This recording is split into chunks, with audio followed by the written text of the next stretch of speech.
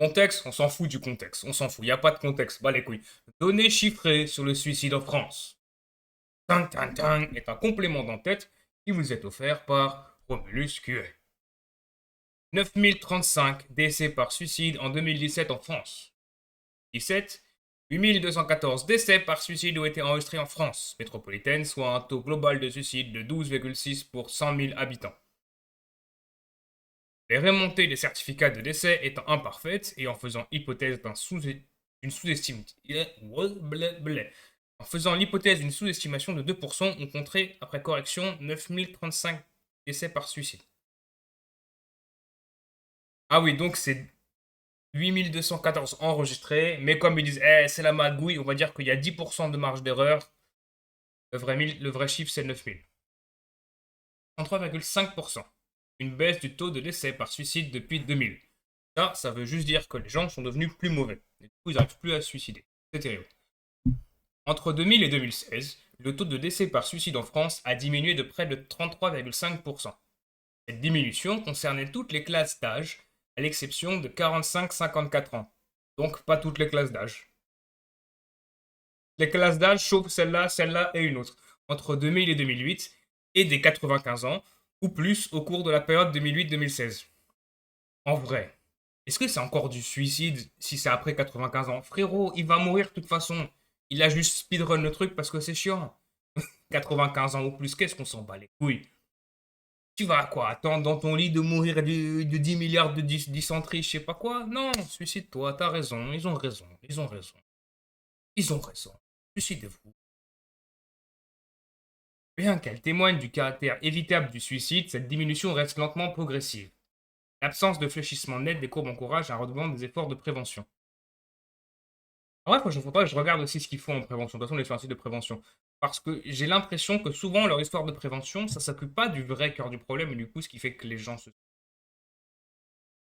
Ils étaient là, non, te suicide pas, te suicide pas. Mais, mais régler tous les trucs de qu'est-ce qui fait que tu es amené à ton suicide, on va voir, on va voir. Suicide, tentative de suicide. Donc il y a plus de suicides chez les hommes et plus de tentatives chez les femmes. Est-ce qu'on a trouvé un des trucs où les hommes sont plus doués que les femmes? Est-ce qu'ils arrivent plus à se suicider et ils font moins de tentatives? Le nombre de décès par suicide est nettement plus élevé chez les hommes que chez les femmes, respectivement 6167 et 2047. Ouais, c'est quand même une sacrée différence.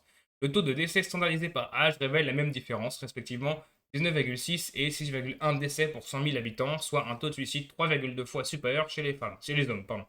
Lapsus. Ce qui veut juste dire que la société patriarcale a tellement oppressé les femmes depuis tellement longtemps qu'elles s'y sont habituées. Et du coup, elles ont pas trop envie de se suicider. Alors que les hommes, ils sont plus habitués. Pour eux, c'est tout de suite compliqué quand c'est trois fois rien. Ou je vais me tuer. Voilà. Moi, c'est ça que je lis. C'est ma déduction. Tu vois, après, t'en fais ce que tu veux, mais ma déduction, c'est ça. En 2017, 7,2% des personnes de 18-75 ans ont déclaré avoir tenté de se suicider au cours de leur vie. Ouais, les personnes de 18-75 ans. C'est marrant qu'ils ne demandent pas avant. Parce qu'il y a, non, mais il y a des cas, c'est avéré, de gens, de gens des lycées, des collèges qui se font tellement bully et que personne ne fait rien dans le système et les disent pas aux parents ou les parents savent pas faire. C'est pas non plus facile de gérer quand on te dit ah on me bully, j'ai envie de me suicider. C'est pas facile, c'est compréhensible que ça va arriver. Il y a des en dessous à faire. Et c'est pas parce qu'ils ont pas 18 ans qu'ils peuvent pas tenter de se suicider, hein. Il y a des trucs qui demandent pas tellement d'autorisation. Genre, il suffit que tu sois au collège, lycée. Il y a moyen, forcément, si tu es dans un grand lycée, dans un grand physiquement, pas forcément grand haut niveau, tu peux monter à des étages, sauter par la fenêtre, il peut y avoir des moyens, ou sauter dans les escaliers. Bon, si tu sautes dans les escaliers, c'est peut-être. C'est un peu. Enfin, c'est pas des escaliers en colimaçon, mais c'est des grands trucs et t'as la colonne au milieu. Tu peux rater, t'es péter les dents en passage sur les rampes en descendant. C'est pas foufou, tu vas te faire mal, mais voilà, il y a des trucs à tenter. Même si c'est vrai qu'il faut le courage de sauter. Après, en même temps, c'était vraiment, vraiment au fond du trou. Plus rien, plus rien. Le courage, tu le trouves. Tellement l'espoir de libération. Euh, En 2017, 7,2% des personnes de 18 à 75 ans ont déclaré avoir tenté de se suicider au cours de leur vie. La prévalence étant plus élevée chez les femmes que chez les hommes. Au sein de cette population, 37,7% ont déclaré au moins une récidive, ce qui justifie le déploiement en France d'un dispositif tel que vigilance, avec le S pour suicide, j'imagine, de recontact des personnes ayant fait une tentative de suicide. Hospitalisation pour tentative de suicide en 2017, 88 762.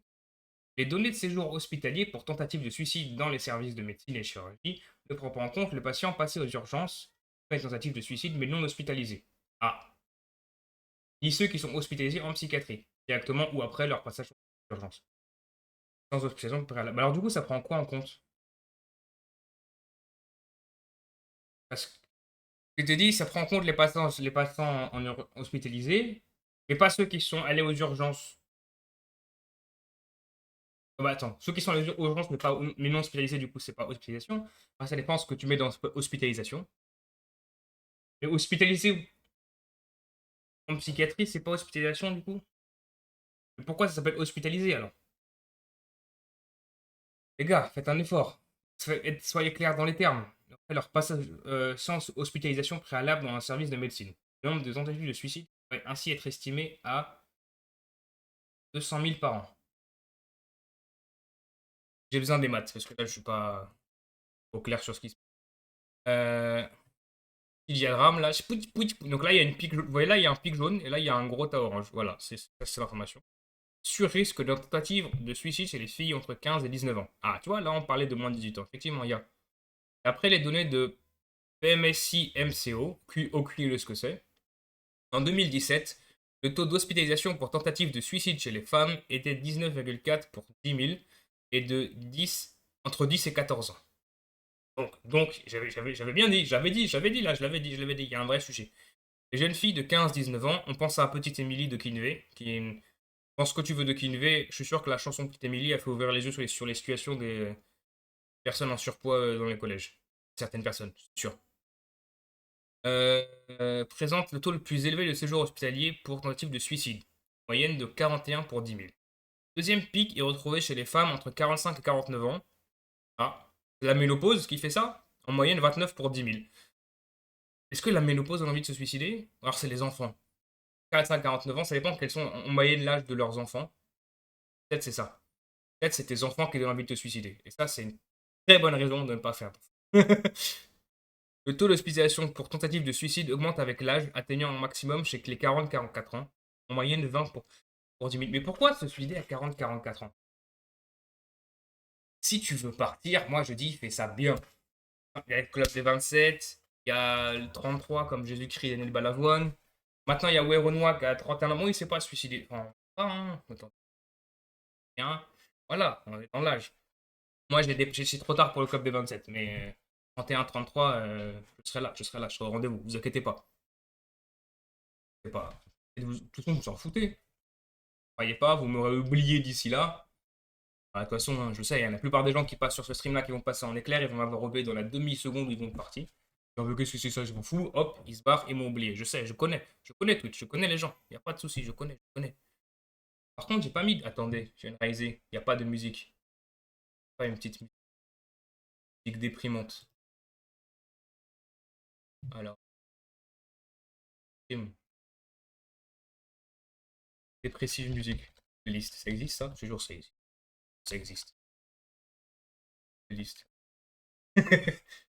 Ah.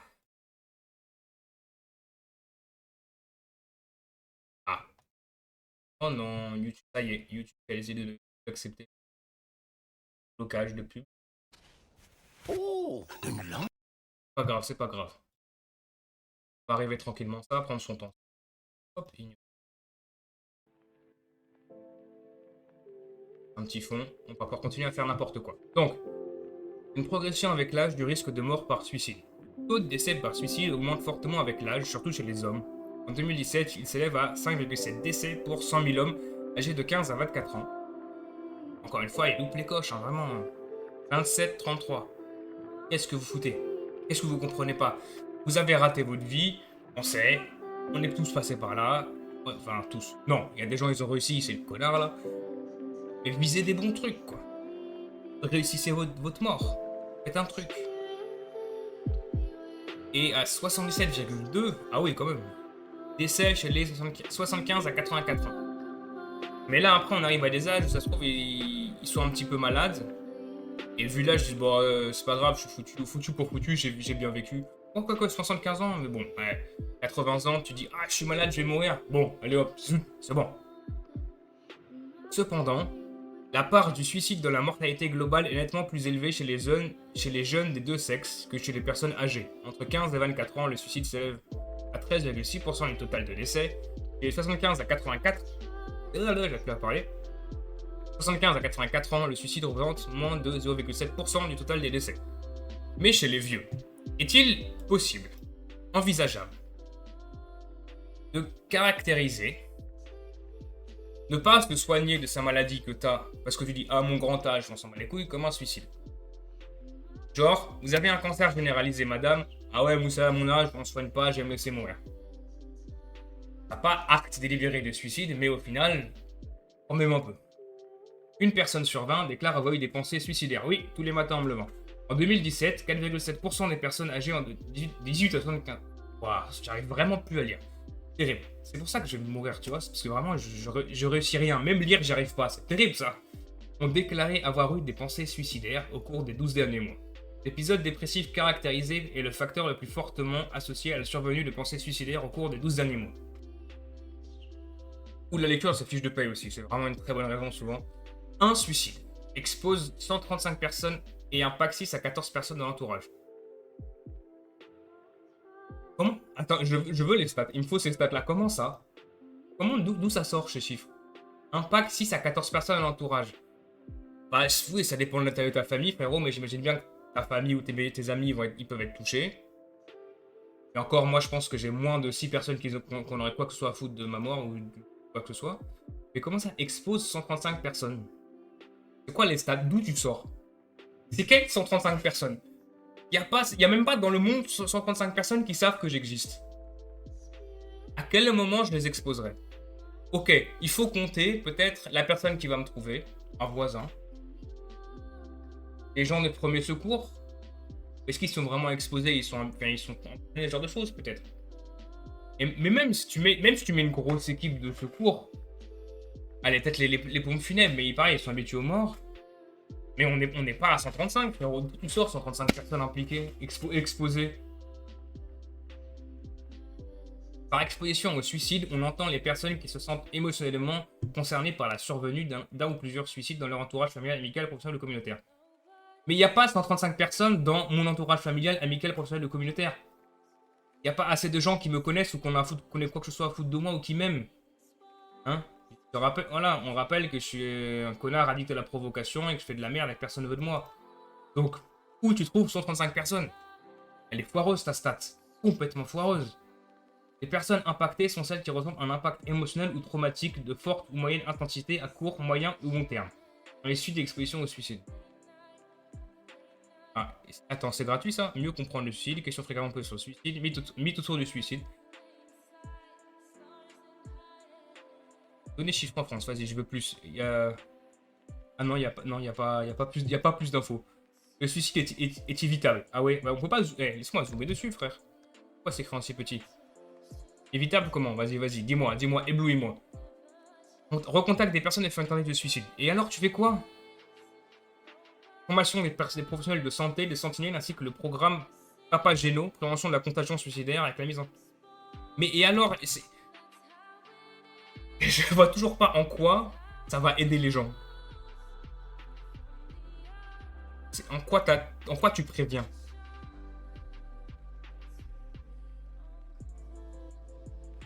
Qu'est-ce que... Non, va regarder, qu'est-ce que tu es censé faire? C'est quoi leur truc? Vous êtes face à quelqu'un, hein, vous êtes trop inquiété à l'idée d'empirer la situation. Que dire quoi faire? Que faire, c'est... Voilà, alors. On s'en fout, allez hop, vas-y. Entamer une conversation. Et, entre la discussion, on a des questions ouvertes, ne banalisez pas son ressenti, oui, témoignez-lui votre inquiétude. Et alors, qu'est-ce que... Mais en fait, qu'est-ce qui là-dedans va changer ce qui pousse les gens au suicide? Ne promettez jamais de garder le secret. Et c'est là La personne veut se suicider justement parce que des gens ont dévoilé des secrets et qui en font la risée du lycée, la risée du monde ou des secrets très intimes qu'il fallait pas dévoiler. Et tu dis, ah mais je peux pas garder le secret, je te promets rien. Bonne stratégie, ça, bonne stratégie. Ne promettez jamais. Ah ouais, mais ils ont dit jamais. Donc il n'y a pas écrit dans le cas où c'est ça qui pousse au suicide, il faut promettre.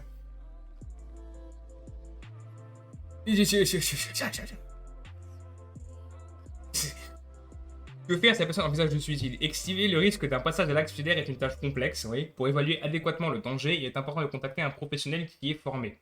Et tu fais quoi? Faire en sorte que la personne ne puisse pas accéder à des moyens pour mettre fin à ce jour, mettre un verrou sur ta maladie, se débarrasser d'une arme à feu. Il y a la pub, ta mère la pute de putain de ta race d'enculé, c'est mort. Tout va bien. Ouais, en fait, ça explique rien. Ça explique rien du tout.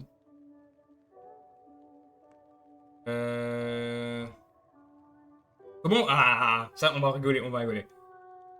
Peu importe la difficulté, il y a toujours... Mais il n'y a rien. L'habitude d'accompagner des personnes en souffrance sur des pensées suicidaires peuvent vous guider dans l'expression de votre déstress. Mais quel truc? Mais c'est ça en fait, ça tourne autour du pot, c'est quasi sûr. Il y a rien pour trouver. Rien à trouver, rien à trouver. Mythe autour du suicide. Le suicide est lâche, courageux, égoïste. Le suicide relève d'un choix personnel de la liberté de la personne. Ah bon, c'est pas un choix personnel, ils vont me dire. On vient de garder à l'esprit que les idées de passer à l'acte suicidaire résultent presque toujours d'une souffrance de notre société telle qu'elle devient insupportable, oui.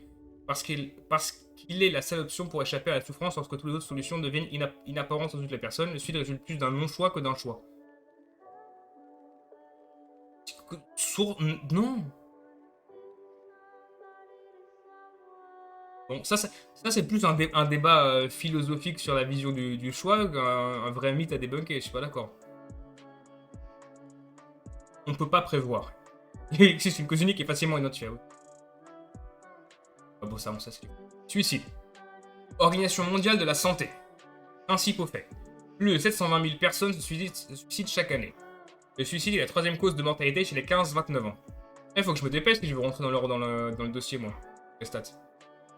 73% des suicides surviennent dans des pays à revenus faibles ou intermédiaires.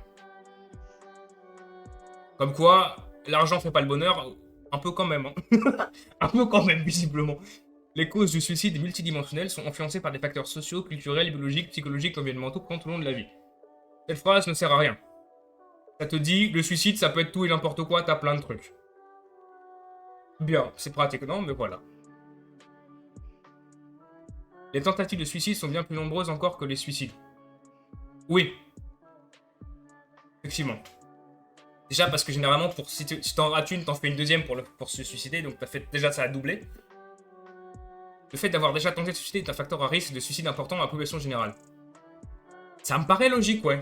Si quelqu'un a déjà tenté, il y a plus de chances qu'il finisse par y arriver que quelqu'un qui n'a pas tenté, qui n'a pas envie. Jusque-là, vous êtes des génies. Il n'y a rien à dire, vu d'ensemble. Chaque année, 727 000 personnes se donnent la mort et beaucoup d'autres font une tentative de suicide. Chaque suicide est une tragédie pour les familles. Crois-moi, tout le monde s'en foutra quand je me l'aurai fait. Et la communauté et a des conséquences durables sur celles et ceux qui restent. Vraiment pas, non. Les répercussions se font sentir à l'échelle de pays entiers. Le suicide intervient à n'importe quel moment de la vie et était la troisième cause de mortalité. Ah, était? Était? Pourquoi c'est plus le cas dans le monde en 2021? C'est plus le cas, c'est fini, c'est fini. C'est fini, ok, c'est plus la troisième cause, c'est bon, c'est plus la troisième, ça a été détrôné, il est plus sur le podium. Non, c'était la quatrième, il y a Bédaille en chocolat, c'est bon, non mais c'est bon, on est sauvé. Le suicide ne concerne pas seulement les pays à revenus élevés, c'est un phénomène mondial qui touche toutes les régions. 73% des suicides surviennent dans les pays à revenus faibles et intermédiaires. Pourquoi là ça concerne pas seulement les pays à revenus élevés? Non, clairement, ça concerne surtout les pays à pas revenus élevés. Chelou comme formulation. Chelou quand on commence à changer même du bullet point au paragraphe. Ainsi, en 2021, près de 3 quarts, 73% des suicides sont survenus dans les pays à revenus faibles ou intermédiaires. Le suicide est un grave problème de santé publique, qui appelle donc une action de santé publique. Oui, ou d'autres choses.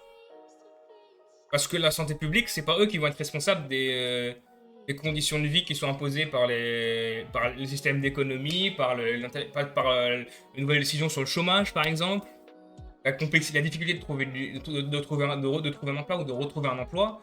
C'est pas la santé publique qui s'occupe de ça. Et pourtant, ça, c'est des facteurs qui vont amener au suicide. Donc, mettre tout sur le dos de la santé publique, de mon point de vue, après, j'ai pas la science infuse et c'est que mon point de vue, c'est passer à côté de beaucoup de choses et peut-être même irait jusqu'à dire mal comprendre les gens qui veulent se suicider ou les raisons du suicide. Parce que tu peux parler tout ce que tu veux à des gens qui sont dans une galère et qui n'arrivent pas à se sortir, qui ont hérité de dettes et qui n'arrivent pas à toucher le chômage parce que Macron est un enfoiré de ses morts. Ouais, tu peux leur parler ce que tu veux, leur dire des mots doux, leur promettre une soupe. Leur vie, elle est foutue, elle est foutue. En tout cas, ils le ressentent comme ça. Et c'est pas quelqu'un au téléphone qui va faire ah bah en fait si c'est bon, la vie elle est belle, je suis balou, il en faut peu pour être heureux. Les gens qui te disent pour de vrai il en faut peu pour être heureux et qui abandonnent tout, c'est des gens qui avaient des choses à abandonner de base, qui avaient les moyens, qui étaient moyens. Jean-Paul, dirigeant cadre d'un truc qui se faisait des 100 000 minimum par an, qui abandonne tout, qui va cueillir des tomates, je sais pas quoi, il dit ah mais en Guyane, il dit ah bah il en faut peu pour être heureux, frérot, toi tu peux. Va dire au clodo en bas de ta rue qui gratte des pièces pour boire, pour oublier que sa vie c'est de la merde et espérer mourir à cause de l'alcool. Ah, il en fait pas pour autre. Bah oui. N'importe quoi. Quelles sont les personnes à risque? À peu près toutes, hein. Les liens entre suicide et troubles mentaux, en particulier la dépression et les troubles liés à la consommation d'alcool, et entre suicide et tentatives de suicide antérieures sont bien établis dans les pays à revenus élevés. Oui.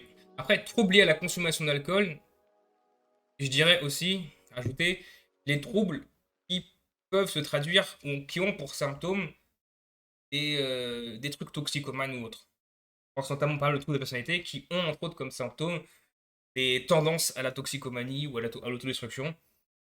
Ce ne sont pas des troubles liés à la consommation d'alcool, mais qui sont des troubles qui, ni à la dépression forcément, mais qui sont des troubles qui peuvent amener à cette consommation d'alcool excessive et qui du coup, par effet de boulier, peuvent amener aussi à ça. Et juste d'autres troubles mentaux qui sont assez lourds et qui peuvent te pourrir la vie en tant que tel.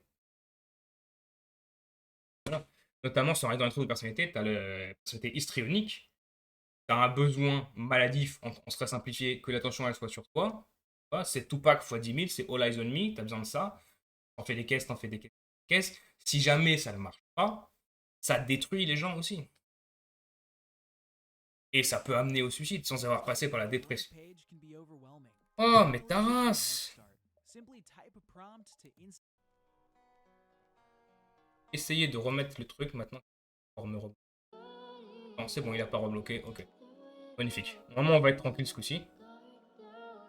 Normalement. Le mot-clé étant normalement.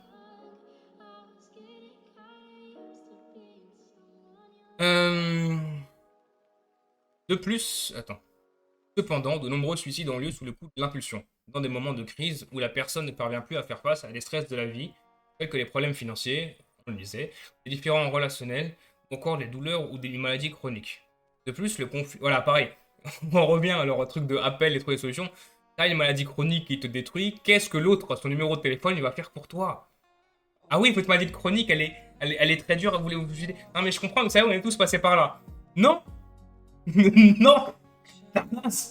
En fait. De plus, les conflits, les catastrophes, la violence, la maltraitance ou un deuil, le sentiment d'isolement sont fortement associés aux conduites suicidaires. Les taux de suicide sont également élevés chez les groupes vulnérables confrontés à la discrimination, tels que les réfugiés, les migrants, les populations autochtones, les personnes lesbiennes, gays, bisexuelles, trans, intersexuelles, les prisonniers. Oui, bah oui.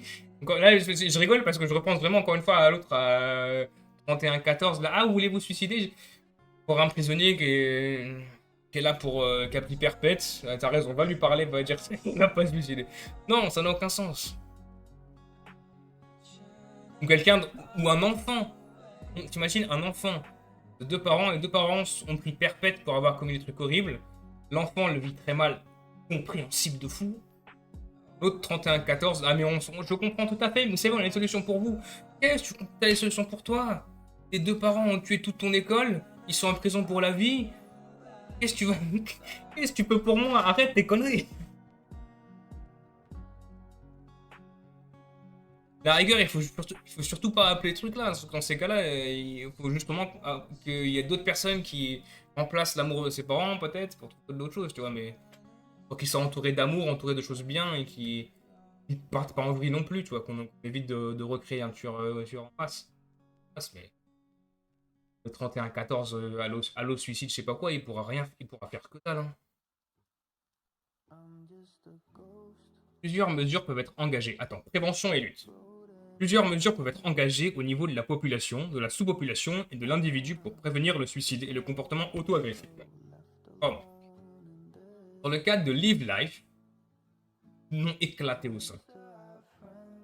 Franchement, t'as envie de te suicider, tu peux chercher de l'aide, on te dit c'est Live Life la situation, tu le fais sur place, même pas je dis Ton initiative pour la prévention du suicide, l'OMS recommande des interventions suivantes qui reposent sur des données probantes qui ont montré leur efficacité. Limiter l'accès aux moyens de se suicider. Pesticides, armes à feu, certains médicaments par exemple. Ça, ce qui est un moyen d'empêcher le résultat, l'effet, et encore, parce que tu peux pas les priver de bain. Si, remarque, tu pourrais les mettre dans des endroits où il n'y a pas de baignoire, comme ça, ils ont plus de difficultés à se noyer. Par exemple, ça pourrait être un truc. Mais tu préviens le suicide, mais avec aucun souci. Échanger avec les médias pour un traitement responsable des suicides. Bah, voilà, une phrase qui... C'est pas, voilà, ça veut tout et rien dire, c'est éclaté au sol. Favoriser les compétences socio-émotionnelles chez les adolescents. C'est-à-dire, tu veux prendre des adolescents, des boules d'hormones avec tout qui explose au même moment, les désirs, les colères, l'incompréhension, qui connaissent pas encore bien les limites de tout. Tu dis, vous là, on va vous apprendre à être socio-émotionnel. Surtout les mecs ados, on y croit de fou, malade. J'y crois de fou, malade. Bravo, continuez, des génies. Non, j'y crois de fou, j'y crois, vas-y. Identifier précocement toute personne ayant des conduites suicidaires, l'évaluer, la prendre en charge et assurer son suivi. C'est risqué. De pouvoir dire identifier précocement toute personne ayant des conduites. Ça, c'est la porte ouverte à toutes les fenêtres, tu vois. Ces mesures doivent reposer sur les piliers suivants.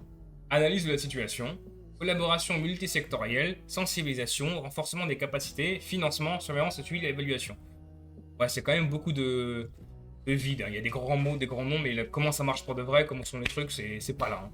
Les efforts de prévention de suicide nécessitent une coordination et une collaboration entre différents secteurs de la société, santé, mais aussi éducation, travail, agriculture, monde des affaires, justice, droit, défense, monde politique et médias, sachant que le suicide est un phénomène multidimensionnel, la démarche doit être globale et intégrée. Mais ça, tu vois, c'est l'intro, c'est le hook pour après, quand tu commences ta présentation comme ça, et après tu détailles les trucs, tu vois, dans ton PPT de trucs, suicide. Et là, c'est l'article, c'est le PPT, t'as pas plus de détails que ça. Très dommage. Difficultés et obstacles. Et c'est trop dommage, et ce qui aussi me laisse à penser qu'effectivement, ça arrive pas tellement à sauver des gens, parce que même eux, ils sont très flous sur les trucs. Difficultés et obstacles. Stigmatisation et tabou. La stigmatisation, en particulier celle qui entoure les troubles mentaux et le suicide, fait que beaucoup de gens qui envisagent de se donner la mort ou ont attenté à leur vie ne cherchent pas à se faire aider et ne reçoivent pas l'aide dont ils auraient besoin. La prévention du suicide n'occupe pas la place qui conviendrait par manque de compréhension des problèmes majeurs de santé publique qu'il représente, effectivement, même par manque de compréhension tout court. Encore une fois, c'est ce que je dis, par manque de compréhension tout court.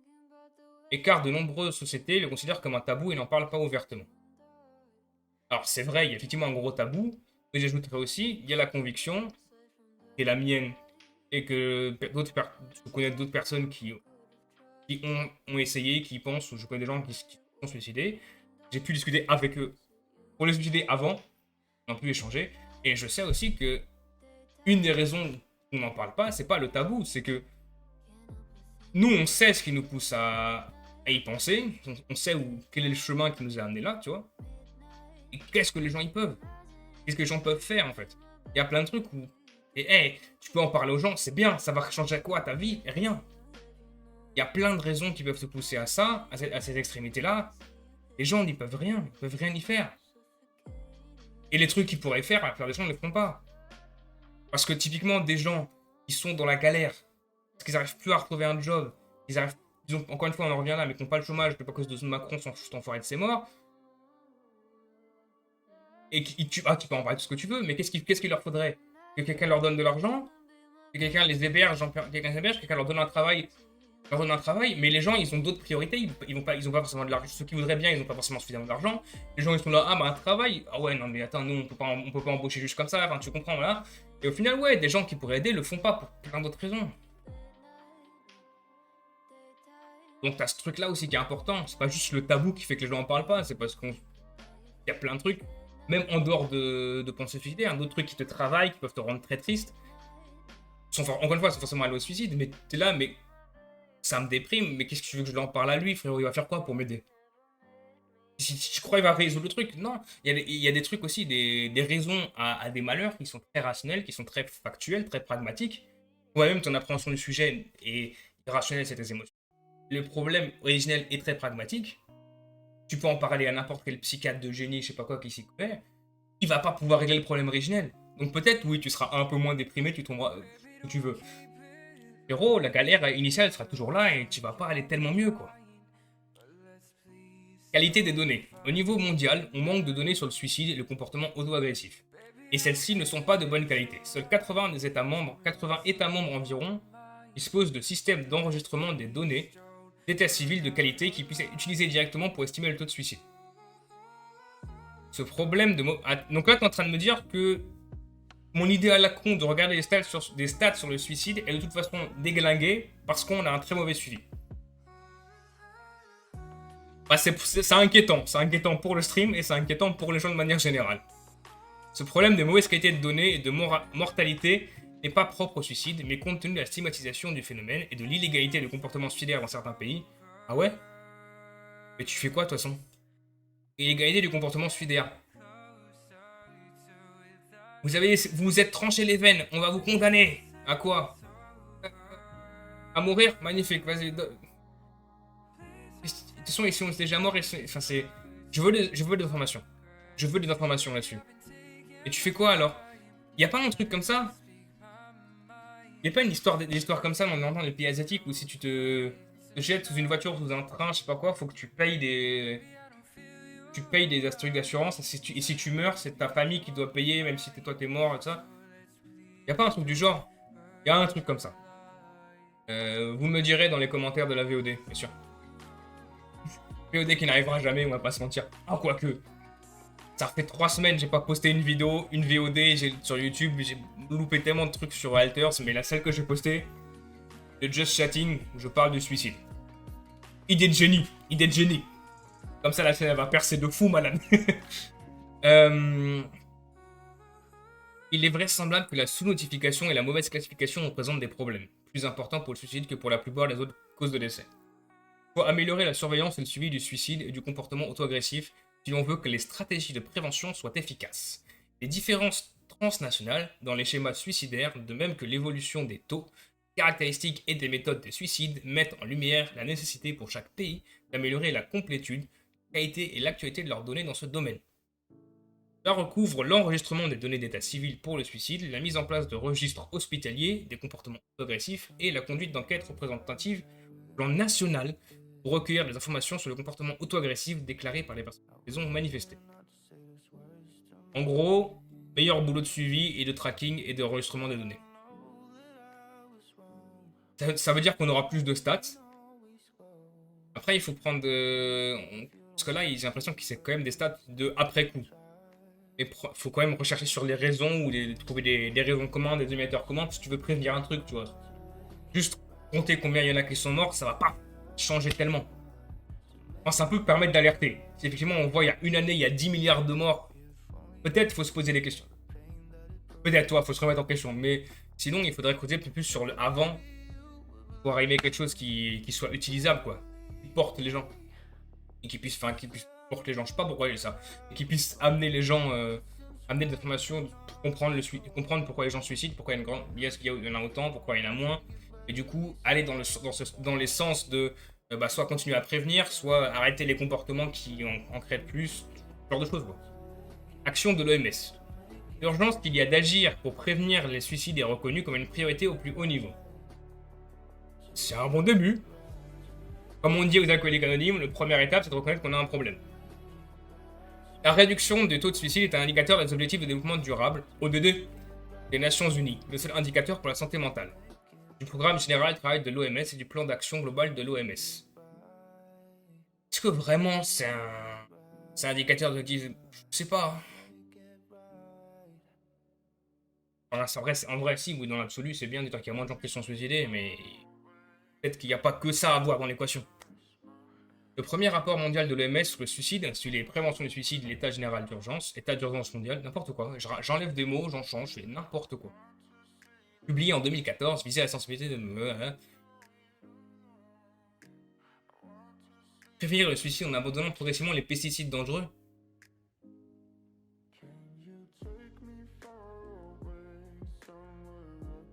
Quoi? Attends, oui, contribuer à restreindre les moyens de sauter la vie. Après, dans sauter la vie, t'as toujours les couteaux.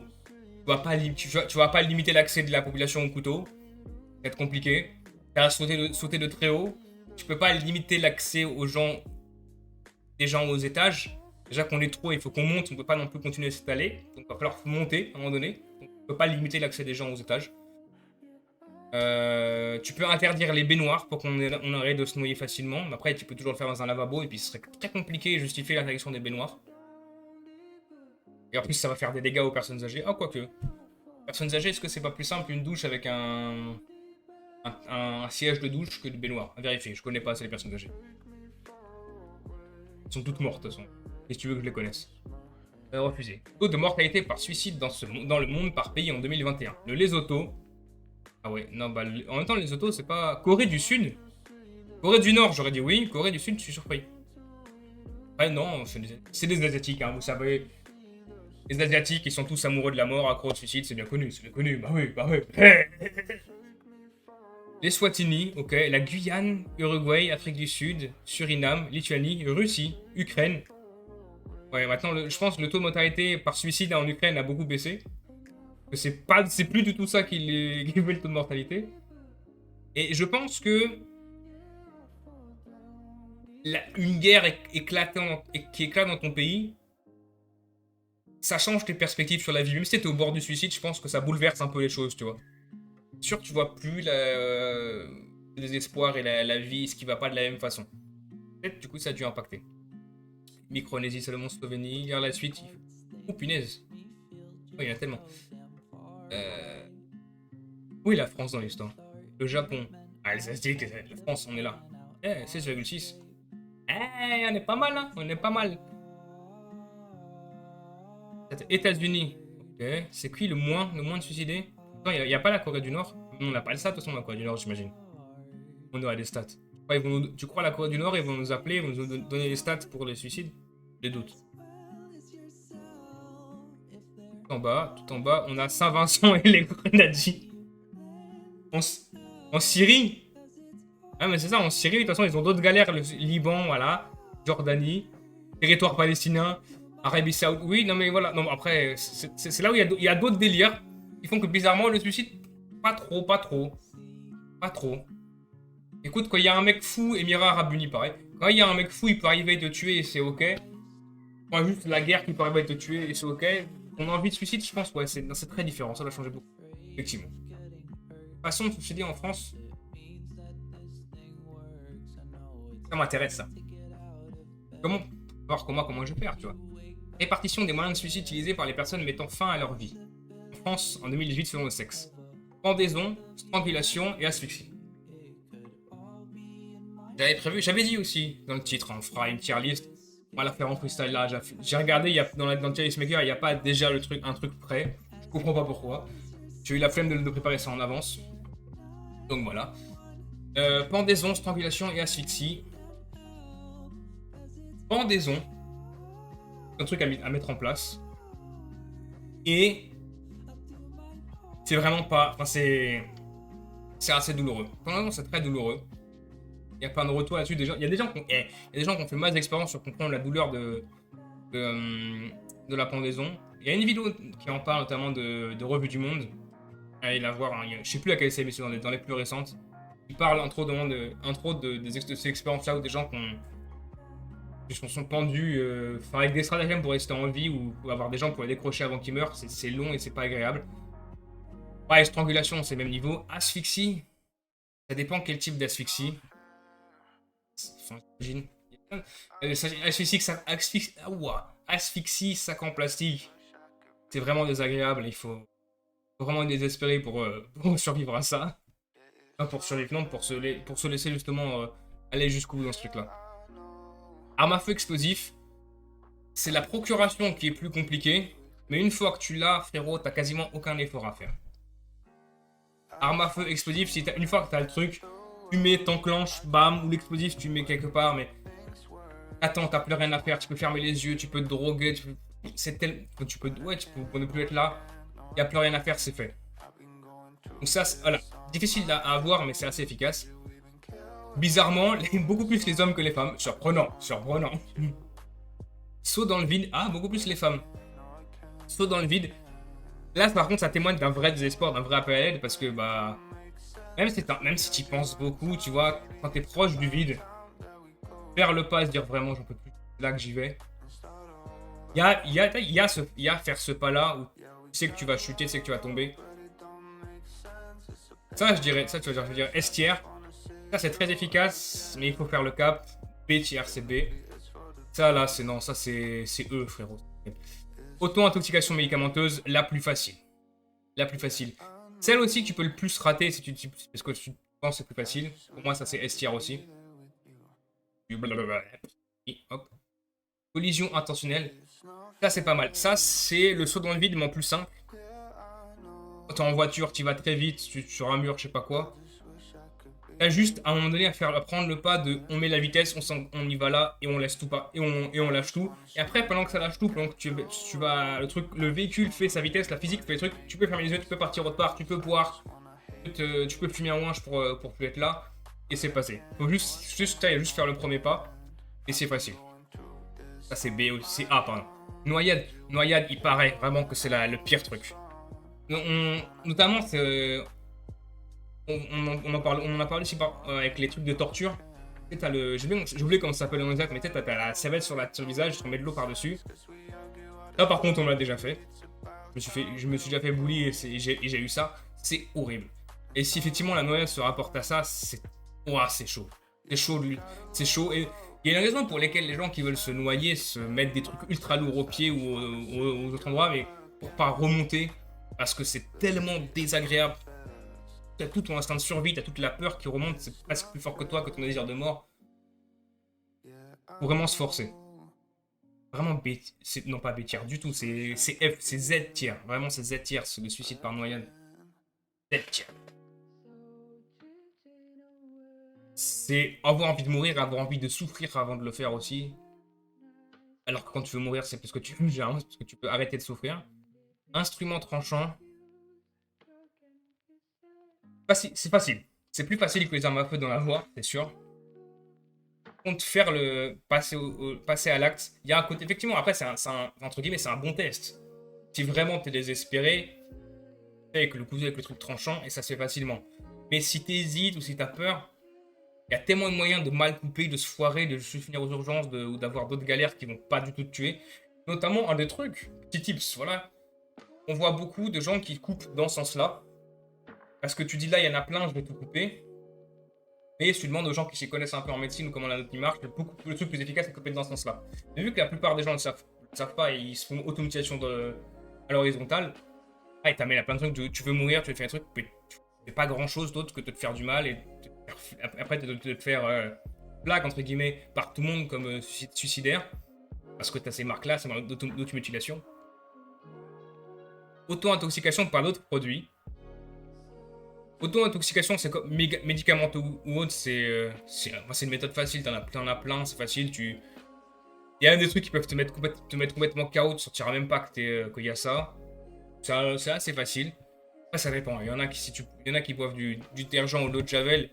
Il me semble bien que ce genre de choses, t'as de la douleur dans l'estomac aussi qui doit être terrible. Quitte à se suicider pour éviter la douleur, est-ce que vraiment tu veux prendre cette option-là désagréable avant de partir? Vraiment les trucs médicamenteux ou les overdoses, tout ça, où t'es complètement groggy, complètement KO. Vas-y. En vrai, si tu veux, tu fais ça dans ton bain, comme ça, avec un peu de chance, paf, tu mets avec la noyade quand t'es déjà plus là et tu peux plus remonter. autres. Par contre, j'aimerais bien savoir ce que c'est les autres. Instrument d'enchant, encore une fois, les armes, c'est plus les hommes que les femmes. Il y a un lien. Alors que saut et noyade, et même les médicaments, c'est plus les femmes. Vraiment, on voit même là, même dans ce genre de stats, on voit des trucs de sexisme qui ressortent, même de rien.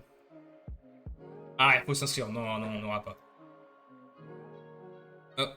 Taux brut de mortalité par suicide selon la région en France en 2022. Ok, quelle région? Ah, en Bretagne, les gens en peuvent plus. Les gens en peuvent plus en Bretagne. Normandie. Je suis sûr, en plus, il y a des Bretons, ils vont en Normandie pour aller au Mont-Saint-Michel parce que le Mont-Saint-Michel est en Normandie. Pardon, mais c'est vrai. Ils montent tout en haut du Mont-Saint-Michel et ils sautent. C'est breton hein. Pays de la Loire, Bourgogne-Franche-Comté. Ah.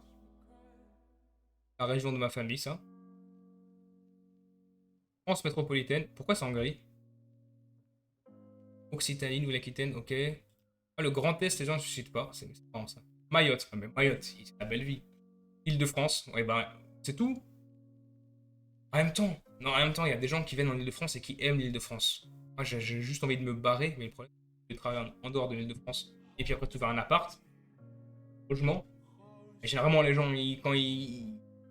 pour avoir un appart, ils veulent que tu aies une habitation. Donc, ils veulent que tu aies un boulot. Et ils disent, ah, ouais. Et pour avoir un boulot, ils aimeraient bien, mais tu ne peux pas être sur place. Hein. Quoique maintenant, ça change un peu avec le télétravail. Et encore, il y a une période où j'ai cherché là, fin de l'année dernière. Recherché du boulot. Non, début de l'année dernière, du coup. J'ai recherché du boulot. J'ai cherché aussi dans d'autres pays. Oui, aussi dans d'autres pays, dans d'autres régions et tout. Et le télétravail, on ne dirait pas qu'il est passé par là, que ça s'est démocratisé. Hein. Vraiment, c'était. Non, il fallait absolument qu'on soit sur place ou qu'on moins de 2 jours par semaine. Ça, je dis, ouais, mais attends, au début, peut-être ça peut être compliqué, il faut qu'on se fasse ces accords, mais je vais faire du mieux que je peux, mais le temps que je fais autre chose et tout, je montrais tous les signes de motivation. Mais tu sentais quand même que. Ah non, c'était pas chaud. Hein. Vie publique au cœur du débat public. Suicide, un taux élevé chez les hommes âgés et l'augmentation des hospitalisations chez les jeunes femmes. J'arrive plus à parler. Enfin, ça fait déjà 1 heure que j'arrive plus à parler. Faut que j'arrête de dire j'arrive plus à parler, juste j'arrive pas à parler. Ça date de 2025. Donc, mars 2005, relativement récent. Taux de suicide élevé chez les hommes âgés, forte augmentation des hospitalisations chez les enfants et les jeunes femmes. 102. Le rapport annuel de l'Observatoire national du suicide fait le bilan sur les tendances de conduite suicidaire et leurs facteurs. Ah, peut-être qu'on a un truc intéressant.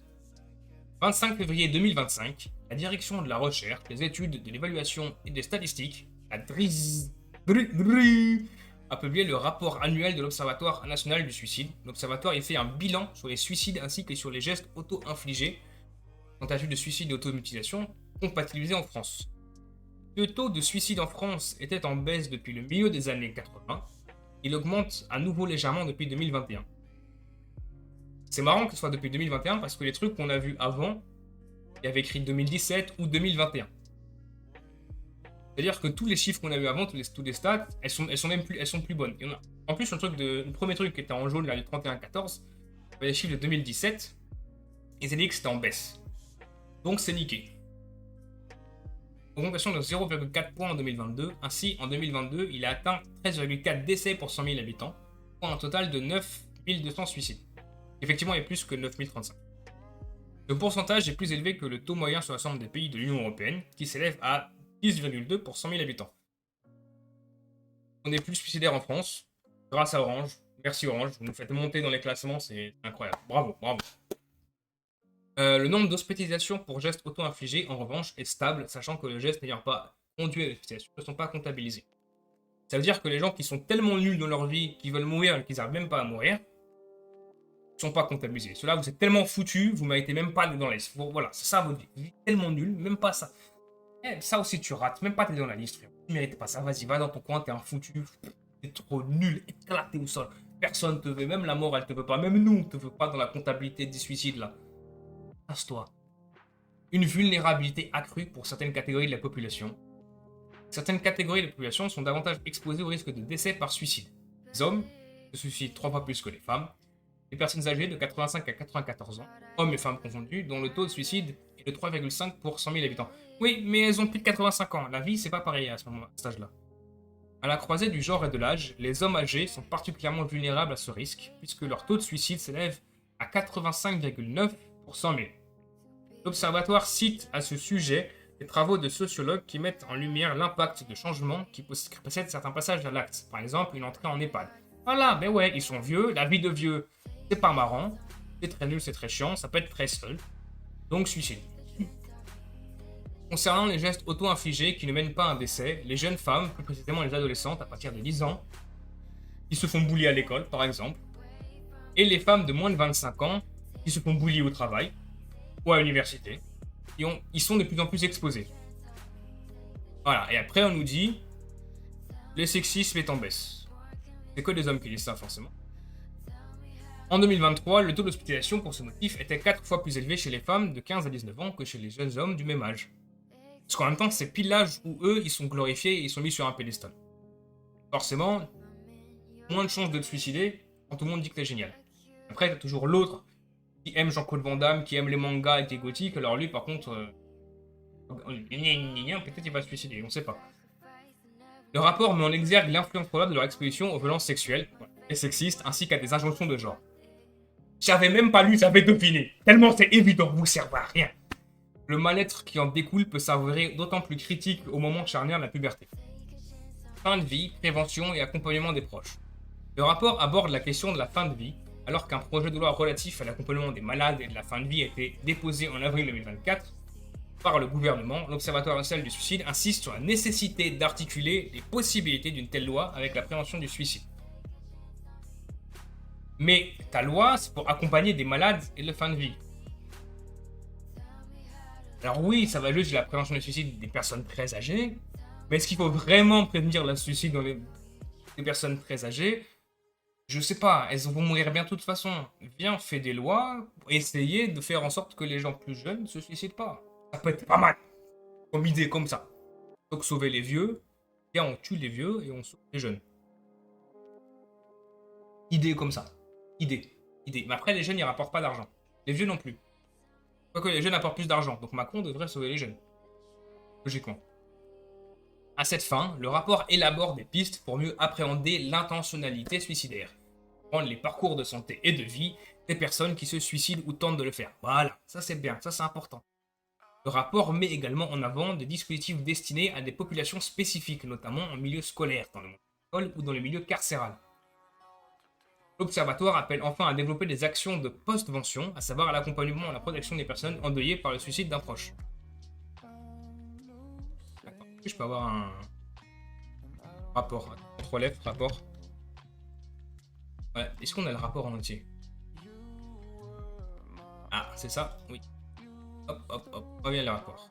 Observation nationale du suicide, ONS. Mal-être croissant des jeunes femmes en fin de vie et fin de vie.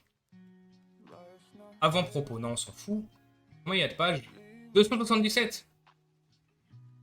Peut-être on va pas tout lire. Peut-être on va pas tout lire. Synthèse, le taux de suicide. Peut-être on va lire que la synthèse. On verra après s'il y a des trucs intéressants par nous. Le taux de suicide a atteint un plancher au seuil des années 2020. Et hop. Oh, il y a tellement de choses. Synthèse. 5 ans se sont écoulés depuis le début de la crise due au Covid-19, publié en 2022. Le précédent rapport de l'Observatoire national du suicide était largement revenu sur les effets immédiats en matière de risque suicidaire. Oui, effectivement, la pandémie a forcément eu des risques. Les mesures prises pour la combattre, notamment la distanciation sociale et les confinements. Le rapport en 2022 ne constatait pas de hausse du nombre de suicides en 2020, les confinements étant même révélés comme des facteurs de protection. Ah ouais? Bah, c'est tant mieux. Du moins à très court terme. Moi, tant mieux, mais après... Néanmoins, le niveau de détresse de plusieurs catégories de population s'accroissait, notamment par les jeunes et les femmes de moins de 25 ans. L'hospitalisation pour gestes auto-infligés. Gay. C'est con. C'est con que les gestes auto-infligés, c'est soit gay. Gay. Prévalence du syndrome dépressif. Est-ce que c'est un signe aussi que les gays ont un taux de suicide plus élevé parce qu'on les discrimine? On a dit tout à l'heure, en plus, c'était dit dans le truc que effectivement les populations discriminées ont un taux de suicide plus élevé. Dégradation était interprétée comme résultant de l'affaiblissement de certains liens sociaux avec un impact. Voilà. Près de 5 années après le début de la pandémie, force est de constater que les tendances identifiées se sont maintenues dans la durée. Plutôt qu'une parenthèse aux effets limités dans le temps, la crise sanitaire semble avoir accéléré en plus les tendances antérieures. Et en même temps, c'est pas si surprenant quand tu vois qu'il y a plein de trucs qui ont été découverts ou popularisés, comme le télétravail, c'est l'exemple le plus connu, mais il y a plein de choses comme ça à distance par le Covid. Beaucoup plus de tendances sont restées, notamment l'isolement, parce que les gens se disent on peut tout faire à distance, et il y a quand même plein de trucs qu'ils font à distance et qu'ils ne se voient plus. Et le problème, si une des raisons c'était l'isolement, ce problème-là n'est pas amené à changer. Parce que quoi qu'en pensent certaines personnes de travailler avec des collègues sur place, le fait est que si tu restes chez toi toute la journée pour travailler au lieu d'être avec des gens, même s'il y a des gens que t'aimes moins que d'autres, parce que forcément dans une boîte il y a des gens que t'aimes moins que d'autres, l'isolement se fait. Après, oui, certes, d'aucuns diraient que aller être sur place avec des gens qui te parlent pas du tout, dans le sens, pas ils te parlent pas, il n'y a pas de mots échangés, mais juste il n'y a pas de connexion avec ces gens-là, ça peut être très isolant aussi. Taux de suicide en France, dossier 2, 9200 personnes. C'est à peu près les mêmes infos en général. Logique, en fait, l'article était un résumé. Là, il y a beaucoup de trucs à lire. Bravo, Robles. Vraiment, c'était une réflexion de fou. Hein. Les conduites suicidaires des personnes âgées, lever le voile sur un tabou. Alors que le suicide est plus souvent associé aux jeunes et moins fréquemment aux personnes âgées, la réalité des chiffres peut surprendre. Car si le suicide ne constitue pas l'une des principales causes de mortalité de nos aînés, et si leur taux d'hospitalisation pour gestes auto-infligés est inférieur à celui des autres classes d'âge, en particulier chez les femmes, ce sont bien eux qui en meurent le plus, chez les femmes comme chez les hommes.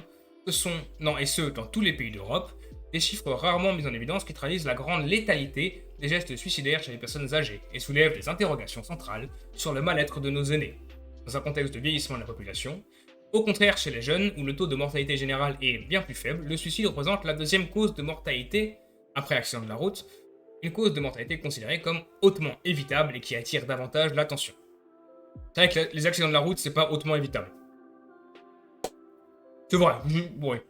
En interrogeant le mal-être au grand âge, avec le prisme du genre, les travaux qualitatifs des sociologues Frédéric Ballard et Ingrid Voléry, dans le cadre de l'enquête Malage, montrent que chez les hommes, le comportement suicidaire surviendrait à l'occasion de changements de nature bifurcative. Des transformations nettes comme l'entrée en EHPAD marquant une perte de pouvoir décisionnel à la fois sur leur épouse et sur leur quotidien. La situation des femmes âgées ayant le même comportement suicidaire se caractériserait en revanche par un mal-être accumulé sur un temps long. La charge de travail, dans lequel le rôle du travail de care serait central. Certaines y adhèrent au point de vouloir accompagner leur conjoint dans la mort, quand d'autres expliquent leur tentative de suicide par l'épuisement provoqué par les attentes de leurs proches et une charge de travail domestique et familiale insupportable. Donc le sexisme et le patriarcat. Quand on vous dit que ça n'a jamais tué personne, c'est faux. À un moment de la vie où les soutiens économiques et sociaux se fragilisent, en fin de compte, l'enquête Malage montre que la division genrée des tâches au sein de la famille et la charge de travail assignée aux femmes ne se réduisent pas avec l'avancée en âge des enfants. Pensez conjointement le mal-être des personnes âgées et les dispositifs d'aide à mourir. Ces travaux n'épuisent cependant pas le sujet du mal-être et de la mort volontaire chez les personnes âgées. Ils gagnent à être appréhendés dans le cadre d'une réflexion large sur les représentations de la fin de vie, les conséquences polypathologiques invalidantes et la perte d'indépendance, des dimensions fondamentales qui émergent de l'analyse de la littérature portant sur l'aide active à mourir, l'AAM, ouvre le dossier 1 de ce rapport. Rappelons que l'ouverture d'un droit à mourir a été l'objet de nombreux débats publics, et notamment d'une consultation du Comité consultatif national d'éthique et de la fin de vie, ainsi qu'une conférence citoyenne en 2022-2023. À l'issue de cette dernière, avant même de se prononcer sur la pertinence du cadre légal actuel et de sa possible modification pour ouvrir les dispositifs d'AAM, les citoyens avaient insisté sur l'importance des soins palliatifs et la nécessité de développer sur l'ensemble du territoire. En effet, si un droit à mourir est mis en place, celui-ci doit indissociablement être pensé conjointement avec la fin de vie et la politique d'accompagnement du vieillissement. Et moi, je suis partisan de aide active à mourir, parce que vraiment, quand t'es vieux, qu'il n'y a plus rien qui va, et qu'on te dit vous êtes malade, vous avez peu de chances de survivre, mais il faut qu'on vous sauve quand même, frérot, viens, on met fin tout de suite. Je suis complètement d'accord avec ça. Alors oui, faut pas forcément, tu dis ça au patient, le patient dit ouais, vas-y, on meurt et tu fais ça dans la foulée. Non, laisse-lui un peu le temps, laisse-leur un peu le temps de digérer le truc, de penser, de discuter de ça. Et in fine, si c'est ce qu'ils veulent, c'est compréhensif. let's go. Et puis voilà. Dans les pays où des dispositifs de mort volontaire ont été légalisés, ou ces pratiques autorisées sous condition par la jurisprudence, on ne semble pas observer d'effet de déport des suicides vers les dispositifs d'AAM. Le taux de suicide n'y baisse donc pas, ce qui implique que ce sont des catégories de population différentes qui meurent selon deux modalités. Ah ouais. Et bah raté. Ma théorie, pour une fois là, il y a une théorie qui tombe à l'eau.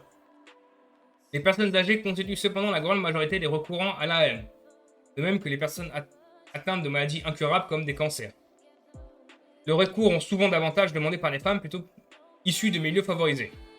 Oui, parce que sinon, les hommes et les gens de milieux défavorisés, ils se suicident, notamment visiblement avec des armes. Hein, vraiment, vrai homme tué par arme. Voilà. Ils veulent mourir au combat. Il n'y a pas de guerre chez eux, mais leur combat, c'est eux contre eux, et ils meurent arme à la main. Et voilà. Après, ne dit-on pas que ton pire ennemi, c'est celui que tu vois dans le miroir. Du coup, il faut tirer sur le miroir. Et pam, la balle fait ricocher et part dans la gorge, tu meurs. Suicide accidentel et en même temps un peu volontaire parce que tu as tiré sur ton fait dans le miroir. Donc, là, ça, c'est tout un débat philosophique. Genre, est-ce que tuer l'homme dans le miroir, c'est se suicider?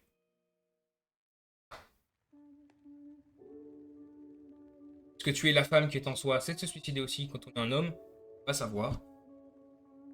Une situation toujours alarmante pour les adolescentes et les jeunes femmes. Le suivi des tentatives de suicide par les causes d'hospitalisation. Des chiffres indispensables mais à interpréter avec précaution. D'après les données administratives, 77 601 personnes de plus de 10 ans, dont 64% de femmes, ont été hospitalisées au moins une fois pour gestes auto-infligés pour un établissement de soins somatiques en 2023. S'agissant des tentatives de suicide, les données les plus fiables et stables dans le temps reposent sur le dénombrement des hospitalisations pour gestes auto-infligés. Une dénomination qui englobe cependant les tentatives de suicide et les automutilations, qui ne sont pas forcément des actes de suicide, effectivement, de scarification, de souffrance, de se réveiller parce qu'on se sent mort, et du coup tu dis si je suis en vie, ah voilà, hop. Comme dirait Johnny Cash, je me suis blessé pour savoir si je pouvais encore saigner, avoir mal, je sais plus. Bref. I hurt myself. Ah, putain, c'est pas encore, s'il pouvait encore sonner. On demandera à Johnny Cash. Si vous voyez Johnny Cash, peut-être qu'il sera en live bientôt, bah allez sur son stream, demande-lui c'était quoi déjà les paroles de la chanson. I hurt myself tonight. If I could still hurt. I feel pain, if I still bleed. Je sais plus, mais voilà, c'est ça, c'est ça. Bien que nécessaire, cette distinction peut être délicate à effectuer dans le cadre de la pratique clinique et demeure impossible à établir avec des données statistiques à disposition. De plus, parce qu'il repose sur des données d'hospitalisation nécessairement imparfaites, l'indicateur ne rend compte que d'une partie des gestes auto-infligés et est donc toujours susceptible de donner une version déformée de leur évolution. Ainsi, une partie substantielle des tentatives de suicide ne conduit pas à une hospitalisation et, inversement, nombre d'automutilations non suicidaires en font l'objet. Au-delà de cette distinction, la qualité de la donnée statistique sur le geste auto-infligé peut être discutée, notamment dans le champ psychiatrique. L'étude pilote, réalisée par Catherine Quentin et Fabrice Joland en 2023, conclut à une fiabilité acceptable du codage des gestes auto-infligés dans les services de soins somatiques étudiés à l'hôpital de Dijon. Bourgogne-Franche-Comté, RPZ, même si ces premiers résultats gagneraient à être confirmés par des recherches de plus grande échelle sur l'ensemble du territoire, à l'inverse, l'étude pointe la forte sous-déclaration des gestes auto-infligés dans les services psychiatriques. Ce résultat confirme l'idée d'un renoncement au codage des causes d'hospitalisation par les professionnels eux-mêmes, ce qui dépasse la question des GIE, effectivement. Désaccord sur l'objectif des réalisations des données ou la fin économique manque de ressources administratives. Il y a une certaine peut-être protection et sous-effectif qui fait que quand on parle dans la psychiatrie, il y a pas mal de gestes auto-infligés ou de comportements suicidaires qui du coup ne sont pas remontés. En même temps, ceux qui gèrent le truc et ils savent que des patients sont là pour automutilation ou parce qu'il y a des possibles tentatives de suicide. Il s'agit là d'autant d'éléments à prendre en considération lorsqu'on estime le nombre de tentatives de suicide et son évolution, ce qui ne peut d'ailleurs être correctement fait qu'en combinant les sources médico-administratives et enquêtes au périmètre plus large comme le baromètre santé ou Escapade. Parce que c'est des organismes, ce truc. Ça manque normalement toujours de recherche sur les raisons et tout ça, quoi. Parce que là, c'est que les stats sur une fois que c'est fini. On se dit ça, non, c'est pas vrai. Ça a parlé des raisons pour les vieux, et dans les dossiers, j'imagine, ça a parlé aussi des raisons pour d'autres. Ne soyons pas médisants.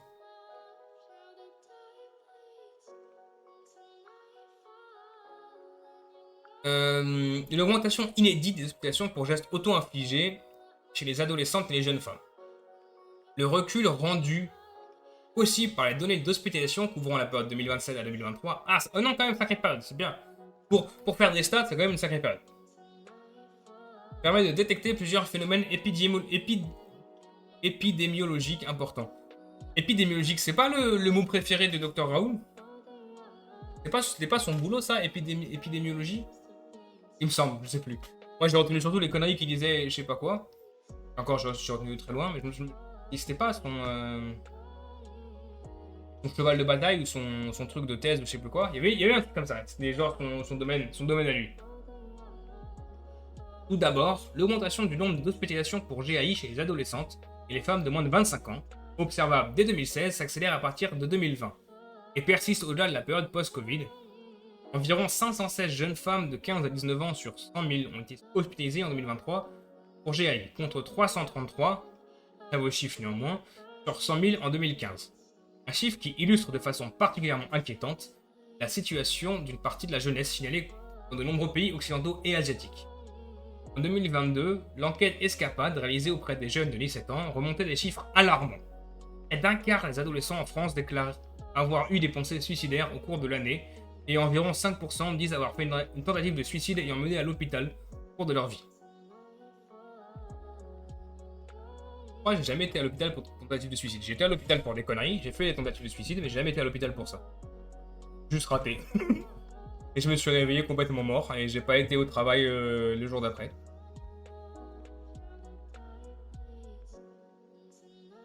Cette hausse inédite pose de nombreuses questions. Même si la vulnérabilité des jeunes femmes et des adolescents vis-à-vis de conduites suicidaires est une réalité clinique connue, il faut souligner que le caractère genré des phénomènes, car les mêmes indicateurs restent en effet stables pour les adolescents et les jeunes hommes chez qui la recherche d'autres marques. J'arrive plus à... Vraiment, mon cerveau est plus là. Le stream va être très court, mon cerveau il est vraiment plus parti bon. Reste infructueux à ce jour. Plusieurs hypothèses déjà... On va dire qu'on va arrêter de lire ça, j'arrive pas à parler. Moyen de suicide, hop. Ça, on a déjà vu ça. Moyen de suicide. Il y a une page Wikipédia. C'est dire comme c'est un sujet important, il y a une page Wikipédia. La suicide... Ça existe ça? La suicidologie.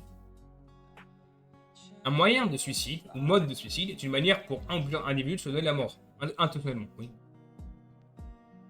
Étude de moyens de suicide. Les moyens de suicide sont étudiés par l'Organisation mondiale de la santé, l'OMS, on commence à la connaître, afin de premier suicide, donc ça va, on connaît. L'une des méthodes les plus efficaces pour éviter le nombre de morts par suicide consiste à limiter les moyens d'accès au suicide. Après, on en avait parlé tout à l'heure qu'on a vu qu'il y en a quelques-uns qui étaient difficiles à limiter quand même. Et puis, si vraiment tu veux en finir, crois-moi que les gens vont devenir inventifs.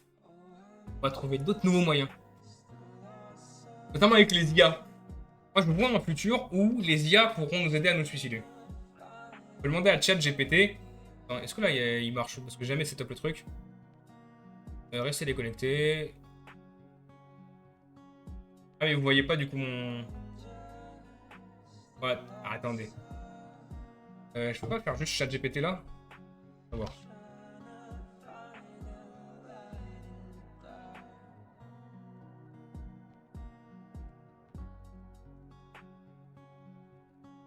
Et... Ah c'est bon.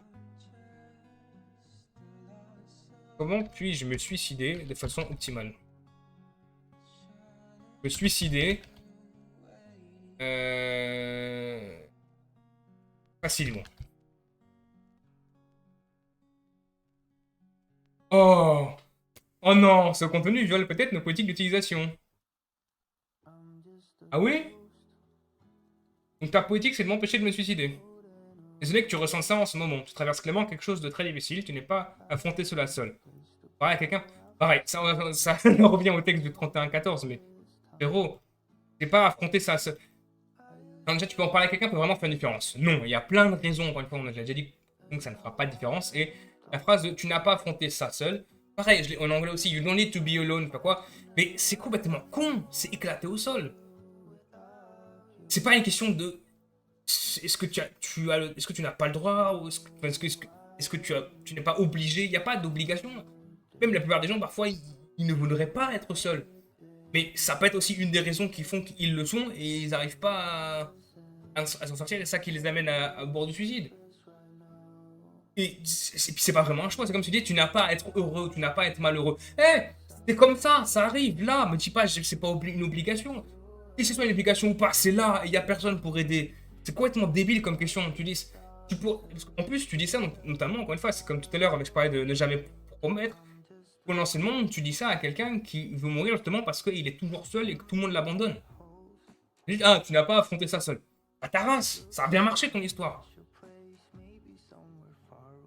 Il y a dans ce discours, et là, bon, là, c'est le chat GPT, donc il te ressort les trucs les plus bateaux, forcément, mais comme on l'a vu sur le truc, le officiel 3114 tout à l'heure, il y a, j'ai l'impression, dans ce truc bateau, dans ce truc de présentation, une vraie mécompréhension de ce qui peut amener les certaines parties, et ils peuvent rien, ils ont rien vraiment pour les aider. Après, si effectivement il y a. Si effectivement il y a, il y a des trucs une fois qui étaient dans le système qui sont mis en place et qui peuvent aider pour de vrai, tant mieux. J'ai vraiment l'impression que non. Hein. Une écoute, une aide appropriée, par exemple, SOS Amitié. Pareil, attends, on va lire après, mais SOS Amitié, parce que si tu trouves que t'es seul, t'as pas d'amis ou les gens finissent toujours par te détester. Oh, je suis pas sûr. Hein. Moi, SOS Amitié, je sais pas ce que tu vas faire, mais tu m'as envoyé des amis. Crois-moi que les amis, ils vont pas vouloir rester avec moi. À un moment donné, les faits, ils sont là, quoi. Ça fait 30 ans. Presque 30 ans, et les gens, ils veulent pas rester avec moi. Hein. Ils fuient, ils s'en vont. Le problème, c'est moi.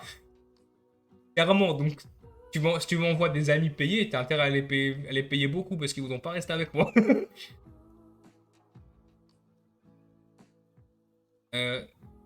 En France, la loi 97, 30 ans, tendant à réprimer la provocation de suicide a été adoptée à la suite de sortie d'un livre Suicide mode d'emploi. Contenant une liste des moyens et techniques d'histoire de suicide. Est-ce que du coup, moi je le fais ce qu'ils appellent la provocation au suicide? Peut-être. Et alors, venez. Comme ami, bro, tu vas faire quoi? Tu vas faire quoi? Je provoque pas au suicide, je provoque et je parle de suicide. Et je parle de mes expériences avec les envies de suicide. Bon, j'en parle très peu, mais j'en parle un peu. Tu vas faire quoi? Intoxication, épidémiologie en 90, depuis la fin des années 90, 200 000 personnes, 30%, 220 000 décès, 91% par suicide, avec les pesticides. C'est quoi les suicides par pesticides? À l'échelle mondiale en 2014, j'ai lu testicule où j'ai vu. Non, bah, en fait, il y a pesticide du coin de l'œil, j'ai lu l'une Suède, il y a des DU, j'ai fait testicule. Il y a des suicides par strangulation des testicules, peut-être. La pendaison est le plus communément utilisée comme technique de suicide dans les sociétés pré-industrielles et rurales, parce que c'est très facile à faire aussi. Ensuite, ouais, aux États-Unis, bah oui, forcément. Forcément.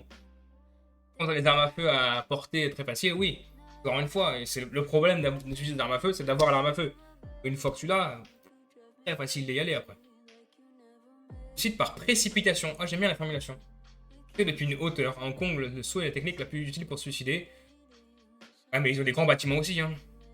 Moi, je t'avoue, même si je saute du troisième, je suis pas sûr de m'en sortir. Hein. Que ça me suicide. Ah, je sais même pas. Je connais pas de gens au troisième. Est-ce que je peux monter au troisième, ouvrir une porte à sauter? C'est compliqué, tu vois. Impact véhiculaire, cohésion avec un véhicule rapide, automobile, camion, train, métro, conscient moyen de suicide. En 2012, le suicide sur le réseau SNCF a augmenté de 30%, dont la moitié sur les autres franciliens. Bien que très médiatisé lorsqu'il se produit le suicide des pilotes d'avion à bord de l'appareil est extrêmement rare. Aux États-Unis, 36 pilotes se sont suicidés avec leur avion. Ça fait quand même beaucoup, mais après, c'est 36 pilotes en combien de temps? Sur combien de vols? Sur combien de pilotes surtout? Ça aussi à voir. Limite 36 pilotes l'année dernière, ça fait beaucoup. Quand même. Moi, j'ai jamais trop compris l'impact, enfin le suicide sous le métro, sous le RER. Au moment où tu vois le train, c'est qu'il ralentit ou qu'il est en train d'accélérer lentement. Tu ne croises jamais à pleine vitesse, à part sur les trains, les trains TER ou à grande vitesse qui sont sur les routes, qui sont sur les routes. Il faut que tu trouves le bon point des rails et que tu jettes dessous quand ils sont à pleine vitesse. Et dans tout ce qui est métro, RER, tout ça, c'est vraiment pas optimisé comme truc. Moi, le vrai truc qui me retiendrait de le faire, avec cette méthode-là, c'est que je me dis, il y a tellement moyen que je rate sur le timing et l'accélération que juste je suis blessé, je suis à l'hôpital, je suis dans un dans un fauteuil et c'est encore pire que tout. Et histoire du suicide. Le suicide par exsanguination inclut le fait de réduire et de diminuer la pression du sang jusqu'à un niveau critique de perte de sang, moyen de dommages infligés aux artères. La mort peut directement survenir par une très importante perte de sang ou par hypovolémie, un déficit de sang, précisément du plasma sanguin, dans le système circulatoire. D'accord. Le suicide par ingestion ou inhalation de produits chimiques corrosifs, comme le produit d'entretien, là c'est pas mal, ouais, ça marche. Et frérot, si tu en prends pas assez, ça va juste niquer l'intérieur et tu vas avoir l'air con. Suicider avec de la ciguë. Et le poison, il faut trouver des bons poisons, quoi. Avec un mélange d'aconite et de ciguë pouvait-il être livré aux Romains. Hannibal a fait ça, ok. Il a donné la mort en introduisant un bras dans le vase contenant des serpents venimeux mortels. Après, il faudrait des venins efficaces, quoi. Des cracks. Suicide rituel. Là, suicide rituel, notamment au Japon évidemment, ça tient beaucoup plus d'un truc, pas d'une croyance, d'une limite religion, enfin c'est un rituel quoi, que du désespoir. Je sais pas si vraiment, quand t'es désespéré, que t'en peux plus, t'en as marre de souffrir, tu fais un truc aussi rituel que les seppuku, et aussi codifié. Après peut-être, si c'est le seul truc que t'as, je sais pas, mais... Surprenant.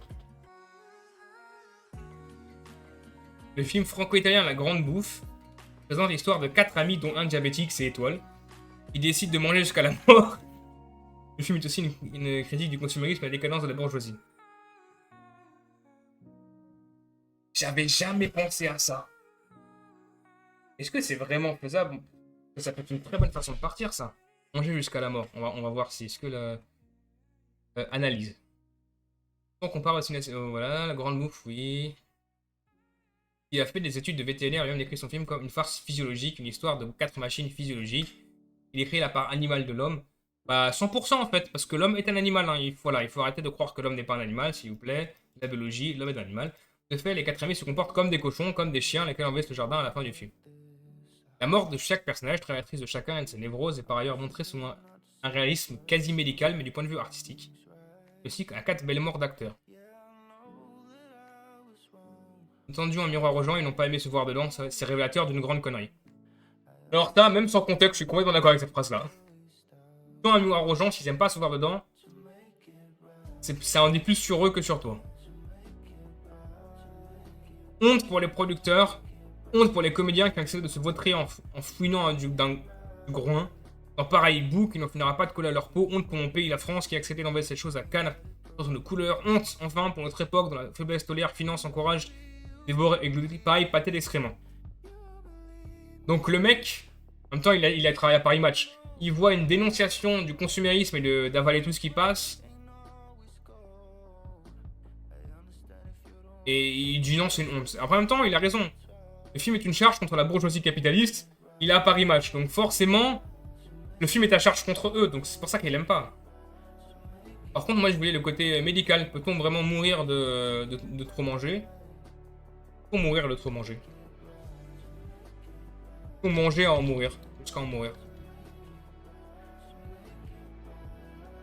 C'est pas écrit.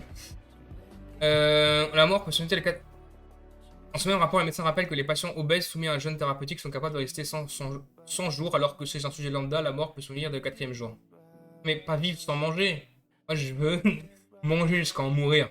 C'est l'inverse, exactement l'inverse. On vous le disait au début de l'article, trop manger de manière exceptionnelle n'est pas hors pathologique, bien sûr, c'est quelque chose de grave comme... À court terme, il n'y a pas beaucoup de risques.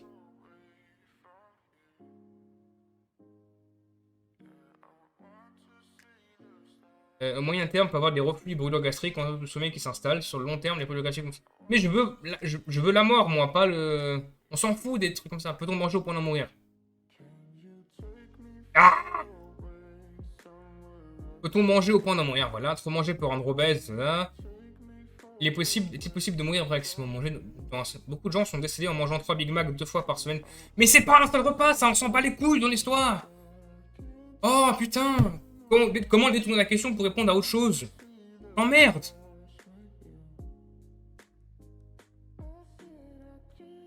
de l'organe bien musclé. Bon, visiblement non. Visiblement non. Les articles sont plus préoccupés par t'accrocher avec ça et après te répondre à d'autres choses. Hein? Enculé de vos mères, c'est ça le journalisme maintenant? C'est ça le journalisme, hein? Vraiment un métier de merde. Honte sur vous. SOS Amitié est une fédération française d'associations de loi de 1901, reconnue d'utilité publique. Son objectif primordial est contribuer à la prévention de santé mentale et celle du suicide. D'accord, fonctionnement. SOS Amitié repose avant tout sur l'engagement de plus de 2200 bénévoles, dont plus de 2000 écoutants et écoutantes et écoutants formés spécifiquement à l'écoute sur la charte éthique de l'association. Ah oui, mais non. Pardon, mais non. Quand ça va pas, que tu veux des vrais amis, t'as besoin que les gens ils soient pas très éthiques et qu'ils te rentrent dans le dard aussi. Ok. Les bénévoles non professionnels assurent une permanence d'écoute 24 h sur 24, 365 jours par an. Un esprit de disponibilité et de bienveillance, leur formation rigoureuse et essentielle pour garantir un accompagnement respectueux, confidentiel et adapté aux personnes en stress psychologique. Oui, et si toi, ce que tu as besoin, c'est qu'on te rentre dedans pour te réveiller, ça arrive sur cette personne. Ils ont besoin que ce soit du rentre dedans, qu'on les prenne, qu'on les force, et c'est ça qui les remet en vie. Ça existe. Il y en a pas mal. Je pense en faire partie. Je sais, dans les plus connus, t'as Carito, de Mafia et Carito, qui est comme ça de ce qu'ils disent. Mais si tu veux rester dans ta charte, il faut être respectueux, on n'a pas le droit de faire ça, les gens, tu ne les aideras pas et tu pourras pas les enfoncer à cause de tes conneries. Le besoin d'écoutants et d'écoutantes est permanent et crucial. Mais et encore, ils font quoi? Ils écoutent et ils t'écoutent. Ils t'écoutent. Bah oui, mais si je te dis toutes mes embrouilles, toutes mes emmerdes, je te dis tout ce qui me fait du mal, ça va faire quelque chose, ça va changer un truc? Non. Non. Donc c'est débile. Donc je trouve ça complètement débile. Juste, t'es là, ah, je vais très mal, écoutez-moi, ça va changer, pourquoi tu vas mal? Non. Et même le va mieux, même le ça va mieux parce que tu l'as dit, ça dure quoi? Ça dure quoi? Une semaine maximum, 2 heures en vrai. Et après, quand tu oublies que tu as fait cet appel-là et que tu reviens dans le monde, dans ta vie, dans ce qui te fait mal justement, bah tu revois que tout ça, ça sert à rien en fait. La fédération regroupe 44 associations légales qui gèrent 64 postes d'écoute répartis sur l'ensemble du territoire métropolitain, dont 8 en région Île-de-France. Et les gens meurent plus en Île-de-France. C'est de la merde cet endroit.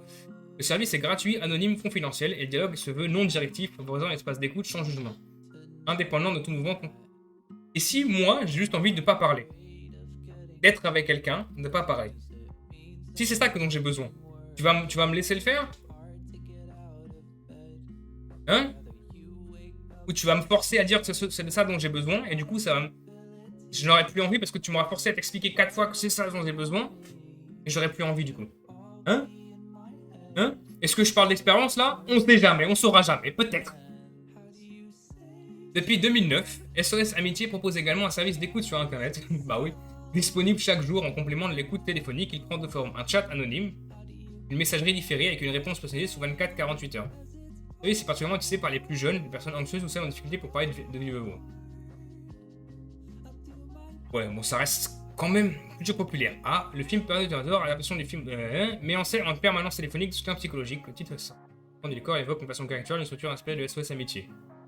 L'association a exprimé ses réserves face à cette représentation qui n'en fait ni les valeurs de ce fonctionnement réel. Bah écoute, de ce que je dis pour l'instant, le fonctionnement réel, il m'a l'air bien useless as fuck.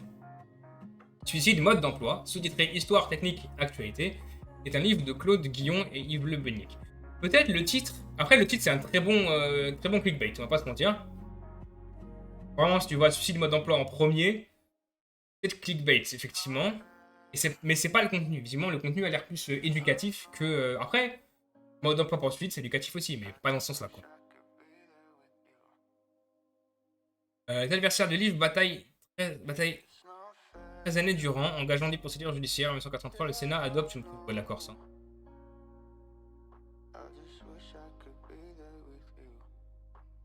Selon ses défenseurs, il lève le tabou social du droit à la mort et son interdiction relève du délit d'opinion selon s'opposant il peut constituer une citation au suicide. Attends, je vais voir on va regarder si mon team correspond à une citation au suicide. Un fléau social, l'abordage officiel des situations privées, massacre d'État, droit au suicide. J'aimerais bien savoir ce qu'il y a dedans pour de vrai, mais en tout cas, ce que disent les défenseurs et même ce que donne le sous-titre, pour moi, j'aurais tendance à être d'accord avec ça. Là, comme ça, première vue, je pense que c'est plutôt vers ce camp-là que je me rangerais. Parce qu'effectivement, oui, en plus, un truc qu'on a dit plus tôt les d'autres sites, d'autres articles et les autres refs, là, tout ça, c'est effectivement, il y a un gros tabou, personne ne veut en parler. Et surtout en 82, frérot, oui, encore moins de gens voulaient en parler. Et pourtant, il faut. Bon, après, je reviens quand même sur ce que j'ai dit. Enfin, au-delà du tabou, il y a des gens aussi, juste, ils en parlent pas parce qu'ils savent que ça va servir à rien. Hein. Ou qui pensent que ça va servir à rien, qui pensent savoir. Après, c'est toujours le grand débat, ça. Non, mais tu sais. Mais en vrai, si tu dis, peut-être tu verras que ça servira à quelque chose. Sauf que les gens qui disent ça, les personnes qui pensent au suicide, ils oublient un truc essentiel, c'est qu'il y a un truc à savoir qu'il y en a qu'un des deux qui a, c'est ce qui ne va pas chez lui. Et il n'y a que le suicidaire qui sait ce qui ne va pas, l'autre ne sait pas ce qui ne va pas chez lui. Donc dire, ah, mais il faut en parler en vrai, tu verras que ça peut t'aider, tu penses que personne ne pourra rien pour toi, mais tu sais pas. Il y a quand même des éléments en plus de son côté pour dire que ça servira à rien, tu vois. Incitation au suicide. Vous n'êtes pas seul. Bah si! Si, tu viens sur le stream, viens voir les viewers, dis-moi que je suis pas seul. Incitation, provocation, suicide réfère aux comportements qui peuvent conduire directement ou indirectement au suicide d'une tierce personne qui sont punis par la loi dans certains pays. Droit canadien. Le code criminel contient une infraction. Une fricassée. Le code criminel contient une fricassée, le fait de conseiller le suicide ou d'y aider. À l'art. Ah, à l'article, oui. D'y aider à l'art, quoi. L'art du suicide, qu'est-ce que je raconte 241. Est coupable d'un acte criminel et passible d'un emprisonnement maximal de 14 ans, quiconque que le suicide s'ensuive ou non, selon le cas A. Conseille à une personne de se donner la mort ou l'encourage à se donner la mort. Aide quelqu'un à se donner la mort. Ah oui, il y avait ce genre de choses, je me souviens, j'avais entendu vite fait ça, mais quand on... Des gens s'énervaient sur Twitch et disaient aux gens, bah, go kill yourself, tout ça. Voilà. Les paragraphes suivants de cette disposition énoncent toutefois une exception pour le personnel médical qui respecte les conditions de l'aide médicale à mourir. Surtout pour le B, quoi. J'imagine que même, même dans le cadre de personnel médical et aider à aide médicale à la mort, conseiller à une personne de se donner la mort ou l'encourager à se donner la mort, c'est peut-être pas évoquer la possibilité, mais conseiller, je suis pas sûr. Je pense que t'es quand même... Peut-être tu tombes comme dans une grise où tu peux être pénalisé. En droit français, dans le code pénal français, section 6 de la provocation au suicide. Article 223.13. Le fait de provoquer au suicide d'autrui est puni de 3 ans d'emprisonnement et de 45 000 € d'amende lorsque la provocation a été suivie du suicide ou d'une tentative de suicide. Ah. Donc pas...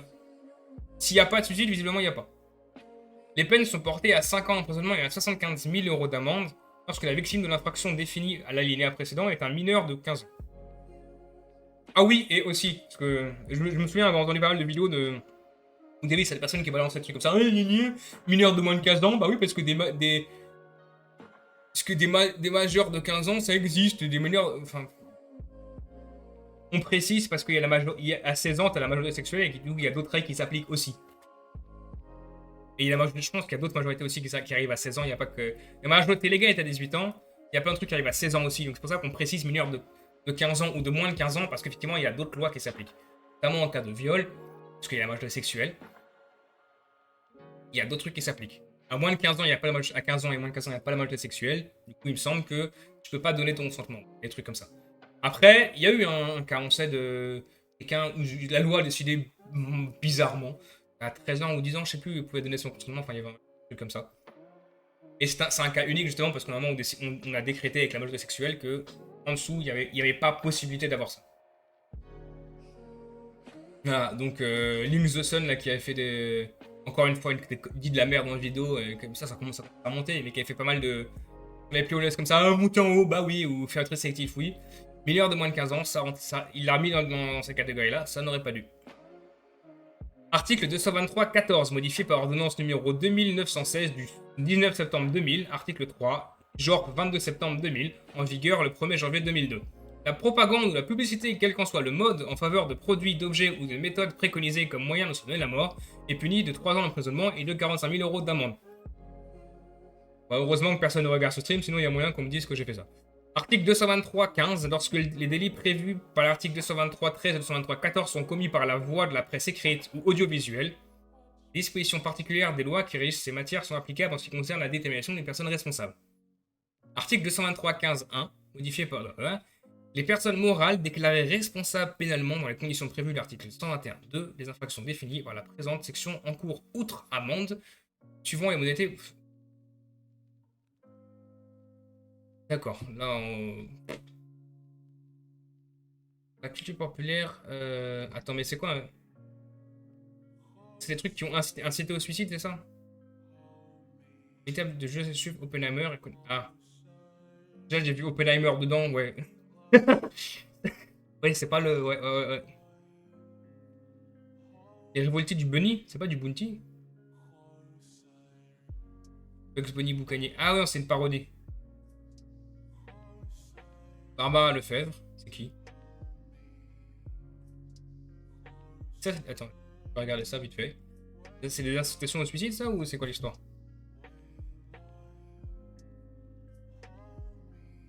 Expulsion contre l'euthanasie et le suicide assisté. Ça peut être très trivial quand on vous annonce une maladie incurable, vous n'êtes pas encore un état végétatif ou bien vous sautez d'un pont.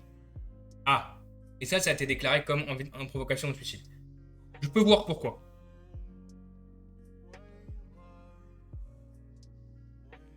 Et en même temps, du coup, c'est très con.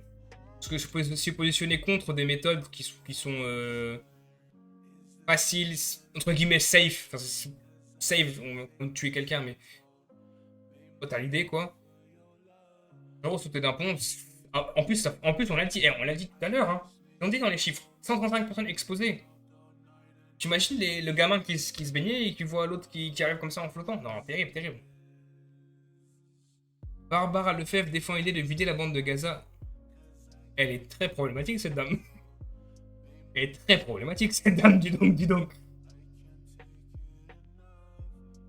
Prince des Ténèbres est un manga de Megumi Osuka d'après l'original de Kotaro Isaka. Ando est un lycéen possédant l'étrange capacité de faire dire ce qu'il veut à toute personne approchant à 30 pas maximum. Inukai est le jeune chef d'un groupuscule de vigilance, et Grasshopper, dont le but est d'améliorer la vie des citoyens dans la ville de Nekota, et installe la population à l'autodéfense. Ando, qui semble être le seul à se rendre compte que le charisme Inukai est en fait un homme charismatique Inukai est en fait un homme calculateur. C'est en tout cas, arrêtez. Et le rapport au... Ah, mais ce qui fait dire ce qu'il veut, du coup, parfois, il pousse au suicide des gens? Ok, d'accord. Impact of suicide... Ah ouais, non, attends. 129 pages, ouais, non, flemme. Suicidologie. Là, j'arrive pas à parler, j'ai pas à lire un truc de 120 pages, pardon, mais non. Et l'étude scientifique des comportements suicidaires. Ok, donc il y a vraiment un mot là-dessus. Eh ben, les suicidologues, ils devraient aider 3114, là. Chaque année dans le monde, environ 1 million de personnes meurent par suicide. 1 million? Tu ce nombre incroyable, 1 million. Eh ben, histoire de l'étude du suicide des pionniers, les premiers, j'arrive plus à parler, les premiers théoriciens. Le suicide est mentionné pour la première fois en 1737. Parce qu'avant, il n'y avait pas. Avant, il n'y avait pas de suicide, tout le monde était heureux. C'est vrai qu'en Grèce antique, les Romains de ça, il n'y a pas de suicide. L'approche pose de penser la sociologie. Ah, donc il y a un combat, sociologie versus suicidologie. Qui sera gagnant, on ne sait pas encore. Freud. Qu'est-ce qu'il fout là, lui? Évidemment qu'il est là, Freud. Freud, qu'est-ce qu'il fout dans cette histoire? Également effectuer des travaux dans ce domaine. Les spécialistes présentaient des points de vue similaires sur le suicide. Leurs théories sur le suicide décrivent 3 aspects différents. C'est le sexe, la maman et le papa. Non, le suicide est un meurtre impliquant la haine ou le désir de tuer. Freud, évidemment. Ce meurtre du soi implique souvent la culpabilité ou la volonté d'être tué. Non. Se tuer, ça implique la volonté d'être tué. Bravo. Bravo le génie. Freud, c'est bien toi, on te reconnaît là. Le 3e point est le désir de mourir. Non, c'est vrai.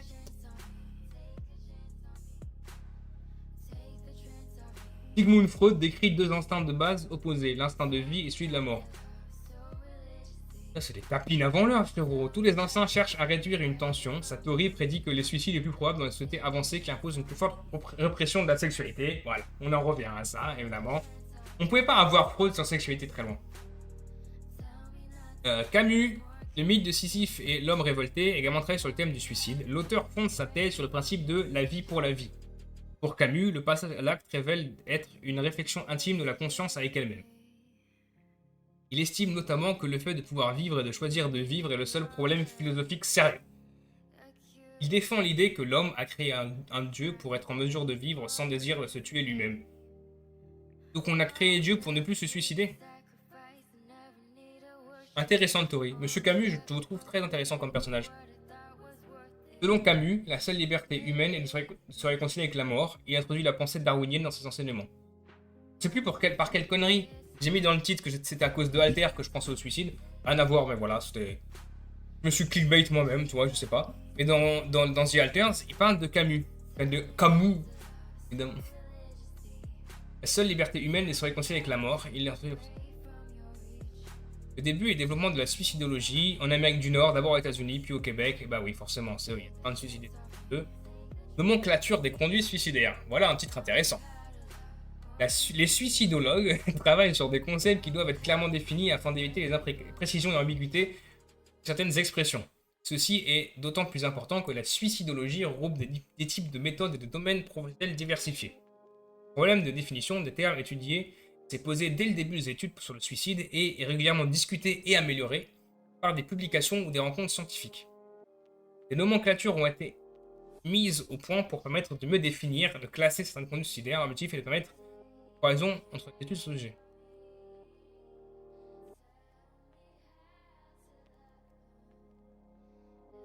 On va regarder ça, je suis curieux. Comment on devient suicidologue? Ça m'intéresse, moi je veux devenir suicidologue. Évaluation des risques de passage à l'action solidaire, manque de modèles prédictifs. Ah voilà, ça c'est un sujet pour moi. S'il n'en a pas. Rapport entre tentative de suicide et mort par suicide. Bah quand t'as tentativé, c'est que tu voulais, et quand t'es mort, la tentative a réussi. Prévention du suicide, donc ça c'est bon. On retombe sur les trucs où les gens ils savent pas ce qu'il y a. Fausse croyance sur le suicide, qu'est-ce qu'il y a? La personne qui meurt par suicide est toujours une nette... Oui, ça c'est... Moi je laisserai les streams, il faudra se dépatouiller avec. Les personnes qui se suicident n'avertissent pas d'autres personnes. Les gens qui parlent de ce suicide ne veulent qu'obtenir de l'attention. Après ça c'est facile à comprendre, c'est des gens qui n'ont jamais pensé à ça et qui n'ont jamais eu le besoin de parler, d'exprimer les choses. Ils disent ce genre de choses, parce que ça leur même pas venu à l'esprit, donc ils peuvent pas se rendre compte. Enfin, une fois que quelqu'un décide de se suicider, plus rien ne peut l'arrêter. Forcément faux. Dans le sens où, de mon expérience et de ce que j'ai entendu autour de moi, tu peux te suicider parce que t'as un truc qui te détruit, qui te mine. Mais déjà, de base, si on peut régler ce truc-là, bah on arrête ton envie de suicide. Si c'est la solitude et qu'on règle la solitude, pour de vrai, de manière sincère, hein, pas avec les SOS amitiés et des amis payés, ça peut passer. Si ton problème c'est en fait rapport à une drogue et qu'on arrive à te sevrer, ça peut passer. Si ton problème c'était juste une personne qui te faisait beaucoup de mal et qu'on réalise que c'est ça et qu'on t'éloigne de cette personne, par exemple un ex ou un parent qui est vraiment toxique ou je ne sais quoi, ça peut passer. Si le problème c'est une maladie qui te ruine et qu'on te dit qu'elle est incurable, bon, c'est difficile que ça passe, on va pas se mentir. Une fois que l'état émotionnel s'améliore, le risque de suicide n'existe plus. Bah évidemment oui, ça c'est pas une question. Carrément c'est des fausses croyances ça, enfin il y a des gens qui croient ça. Il est peu probable que les personnes qui tentent de se suicider recommencent. Mais pourquoi elle a été au point de tenter. Ce qui est déjà plus que énormément de gens qui pensent au suicide. Okay, parce que tu as le fait d'avoir cette idée en tête et le fait de vraiment ne plus avoir ça comme choix et de tenter. Donc,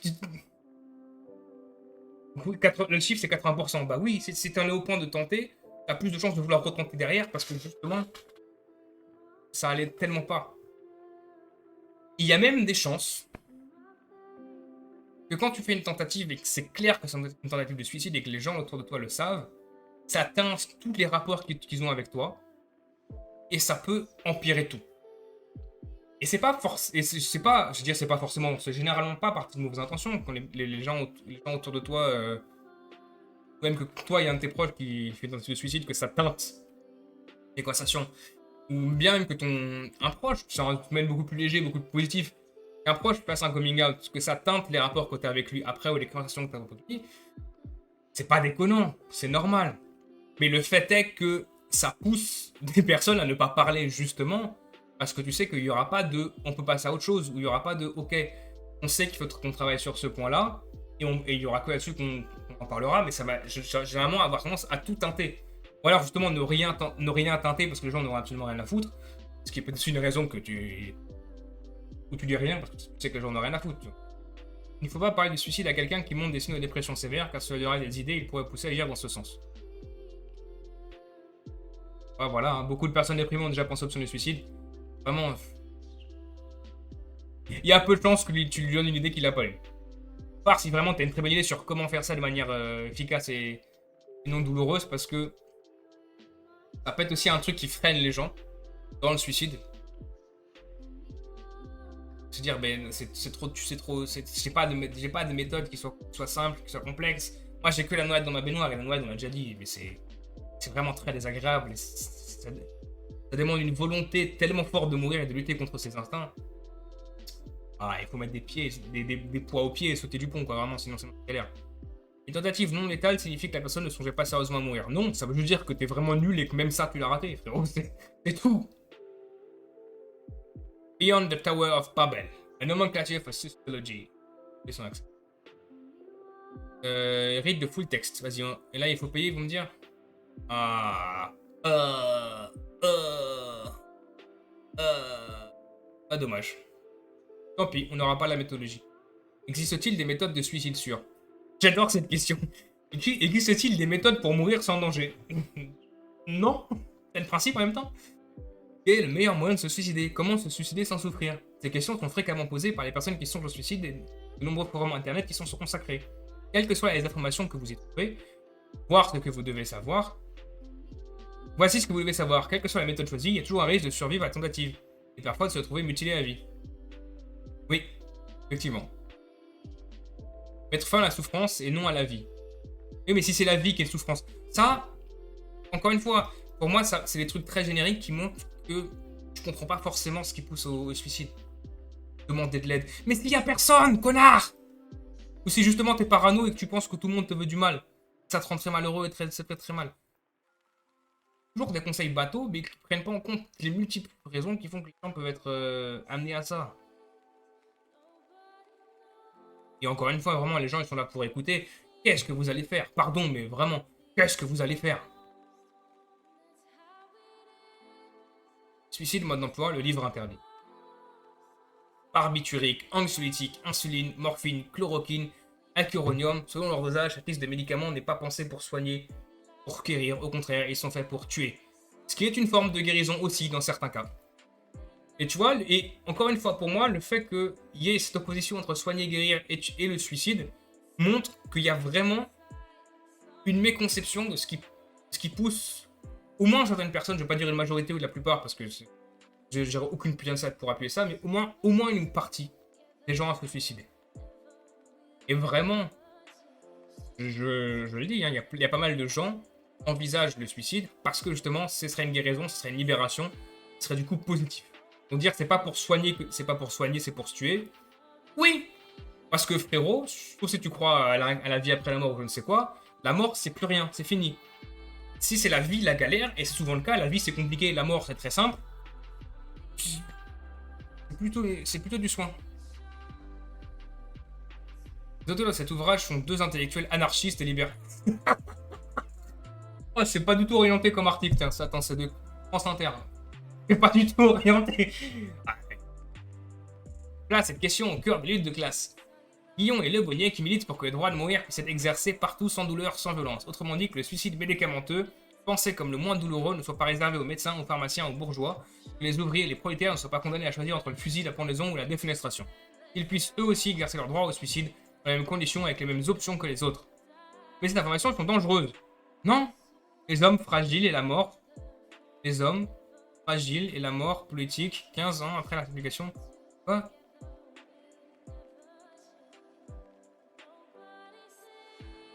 C'est pas une phrase, ça. Pas une phrase. Vraiment pas une phrase. Et crois-moi, si des gens ils sont fragiles ou il y a des morts politiques, ils l'auraient fait avec ou sans le livre. Et avec ou sans les idées de faire ça médicamenteux. C'est peut-être mieux, même moins dangereux du coup, de faire ça comme ça. 15 ans après cette publication, des dizaines de procès et une loi plus tard, le livre et sa liste de médicaments mortels sont censurés et condamnés à disparaître. Car c'est bien dommage. Voilà, c'est tout ce que j'avais à dire. Statistiques de santé et de bien-être selon le sexe. Québec. Décès par suicide selon le moyen utilisé. Partition, décès. En fait, ouais. T'as déjà vu ces gaz et leurs émanations? Ah, c'est pas fait comme ça. Ouais, mais c'est grosso modo les mêmes stats qu'on avait vu plus tôt. Les faits saillants. C'est ce qui est saillant aussi, la lame que j'utilise pour me trancher les veines. Femmes, en 2005-2007, chez les femmes, les décès par suicide sont principalement attribués au type de moyens suivants, pendaison, strangulation et asphyxie, et substances solides ou liquides. Tant chez les femmes que chez les hommes, les décès par suicide sont principalement attribués au type de moyens suivants, pendaison, strangulation, asphyxie. Concernant les décès par suicide au moyen de substances solides ou liquides, proportion des femmes, 34,5, et 4 fois supérieure à celle des hommes, 9,5. Ben moi, je le ferai par substance. C'est mon côté féminin, tu vois. Les femmes affichent aussi des proportions plus élevées que celles des hommes en ce qui concerne le suicide par noyade. Par noyage, c'est le Québec, c'est le Québec. Et par saut d'un lieu élevé. Hommes. En 2005-2007, chez les hommes, les décès par suicide sont principalement... Oui, bon. À quoi ça sert? À quoi ça sert? À quoi ça sert de mettre femmes et de remettre la même chose si en même temps, en fait, tu mets tant chez les femmes que chez les hommes? À quoi ça sert de faire ça?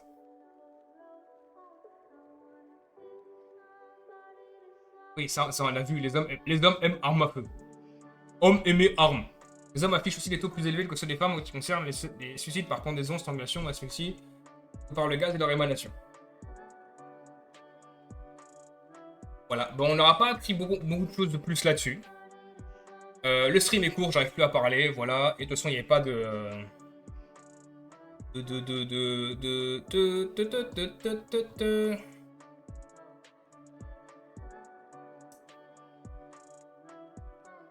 Non, je vais regarder d'autres choses.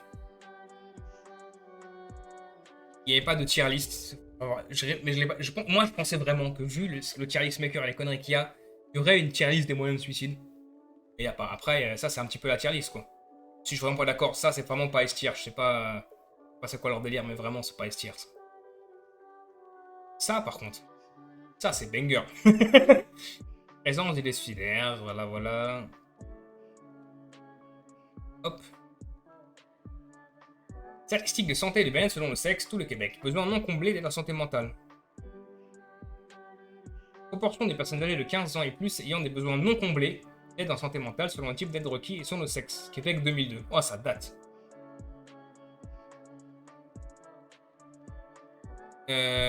En 2002, au Québec, plus de la moitié des personnes âgées de 15 ans et plus ayant des besoins non complets d'aide en santé mentale affirment avoir besoin d'une thérapie en relation interpersonnelle. Et comme ça, c'est eux qui affirment. C'est pas à toi de décider de quoi tu as besoin. Toi, tu vas voir le thérapeute. En fait, c'est ça que tu as besoin. Hein. C'est pas toi, t'arrives chez le médecin, tu fais le médecin, mec, j'ai besoin d'une chimio, mec, j'ai besoin d'antibiotiques. C'est pas toi qui décides. Toi, tu dis, j'ai ça comme problème. C'est quoi la thérapie que tu me conseilles? Vous êtes fou au Québec. Capacité à faire face aux exigences de la vie. 0. Répartition des personnes de 15 ans et plus selon leur propre évaluation. Ouais, propre évaluation. Capacité de faire face aux exigences quotidiennes de la vie, sélection sexe Québec 2002. Passable ou mauvaise? Moi je suis là, hein, vraiment.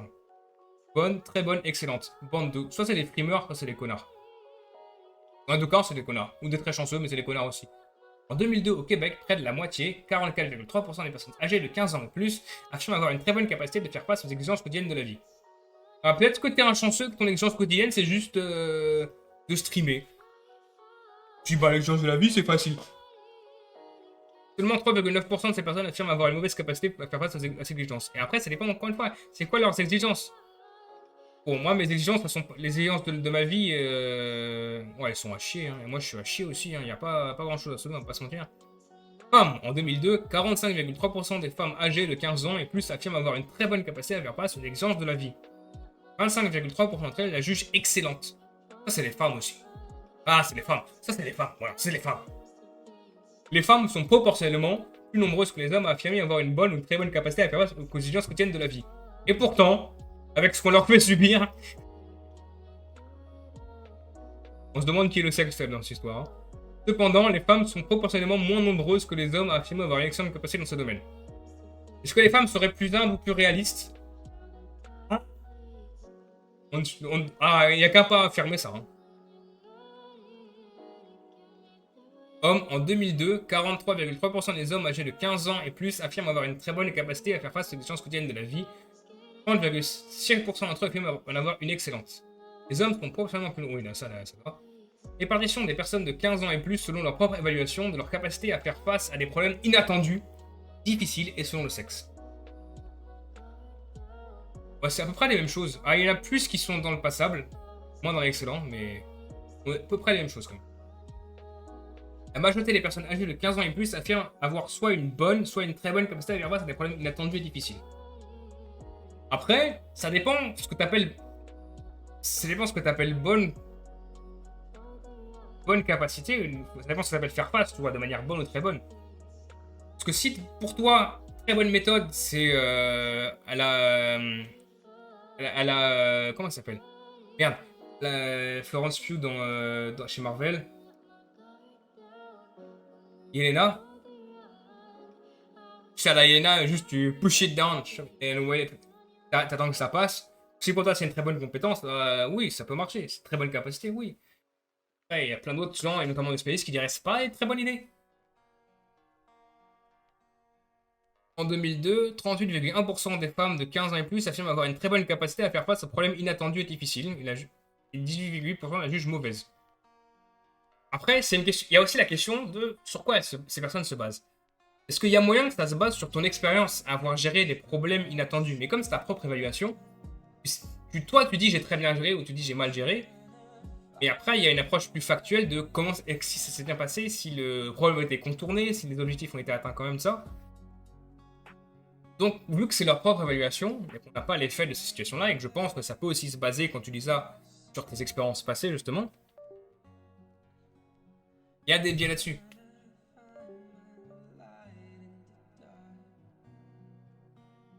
Présence d'idées suicidaires. Évolution de la proportion des populations âgées de 15 ans et plus ayant des idées suicidaires sérieuses, selon le sexe, 2002 et 2012. Ah, c'est pas entre 2002 et 2012, c'est... les femmes... Comment ça, c'est... La proportion de... C'est quoi le chiffre 4,3 à utiliser avec prudence? Mais c'est quoi 4,3? C'est quoi 4,3%, 4,3 idées suicidaires? C'est quoi? Bon, ça a dit que ça a baissé, c'est ça l'idée, mais c'est quoi l'unité? Évolution de la proportion de la population. C'est des pourcentages? C'est quoi? Voilà, c'est des pourcentages. Ok, mais il fallait mettre pourcentage. Faut mettre une unité à ton truc, frérot. 15 ans et plus, elle a des idées suicidaires sérieuses. On n'observe pas de différences négatives entre 2012 et 2002.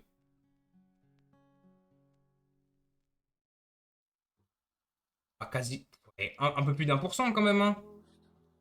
Et vu que les chiffres, c'est entre 3 et... c'est entre 4 et 2, les chiffres, grosso modo, bah 1%, c'est pas rien. Ça fait un quart du truc, frérot. Pas significatif, je le trouve dur, hein. Au Québec, la proportion de femmes de 15 ans et plus ayant des idées suicidaires sérieuses est de 2,6 en 2012. On n'observe pas... Mais, oui, non, mais... Ils redisent les mêmes choses en boucle, c'est n'importe quoi. Ceux-là, ils vont me donner envie de me suicider, c'est fou, ça. Une taux de mortalité, donc vous voyez que c'est des pourcents aussi. On n'a toujours pas d'unité qui est affichée. Bon, il y a écrit taux, donc oui, effectivement, ça peut être que pourcent. Et... On va même faire un effort. Non, ça pourrait être des points de pourcent, mais c'est pas les taux, ça. Oh mon dieu, c'est maintenant que... Non, en plus j'ai envie de pisser, donc voilà.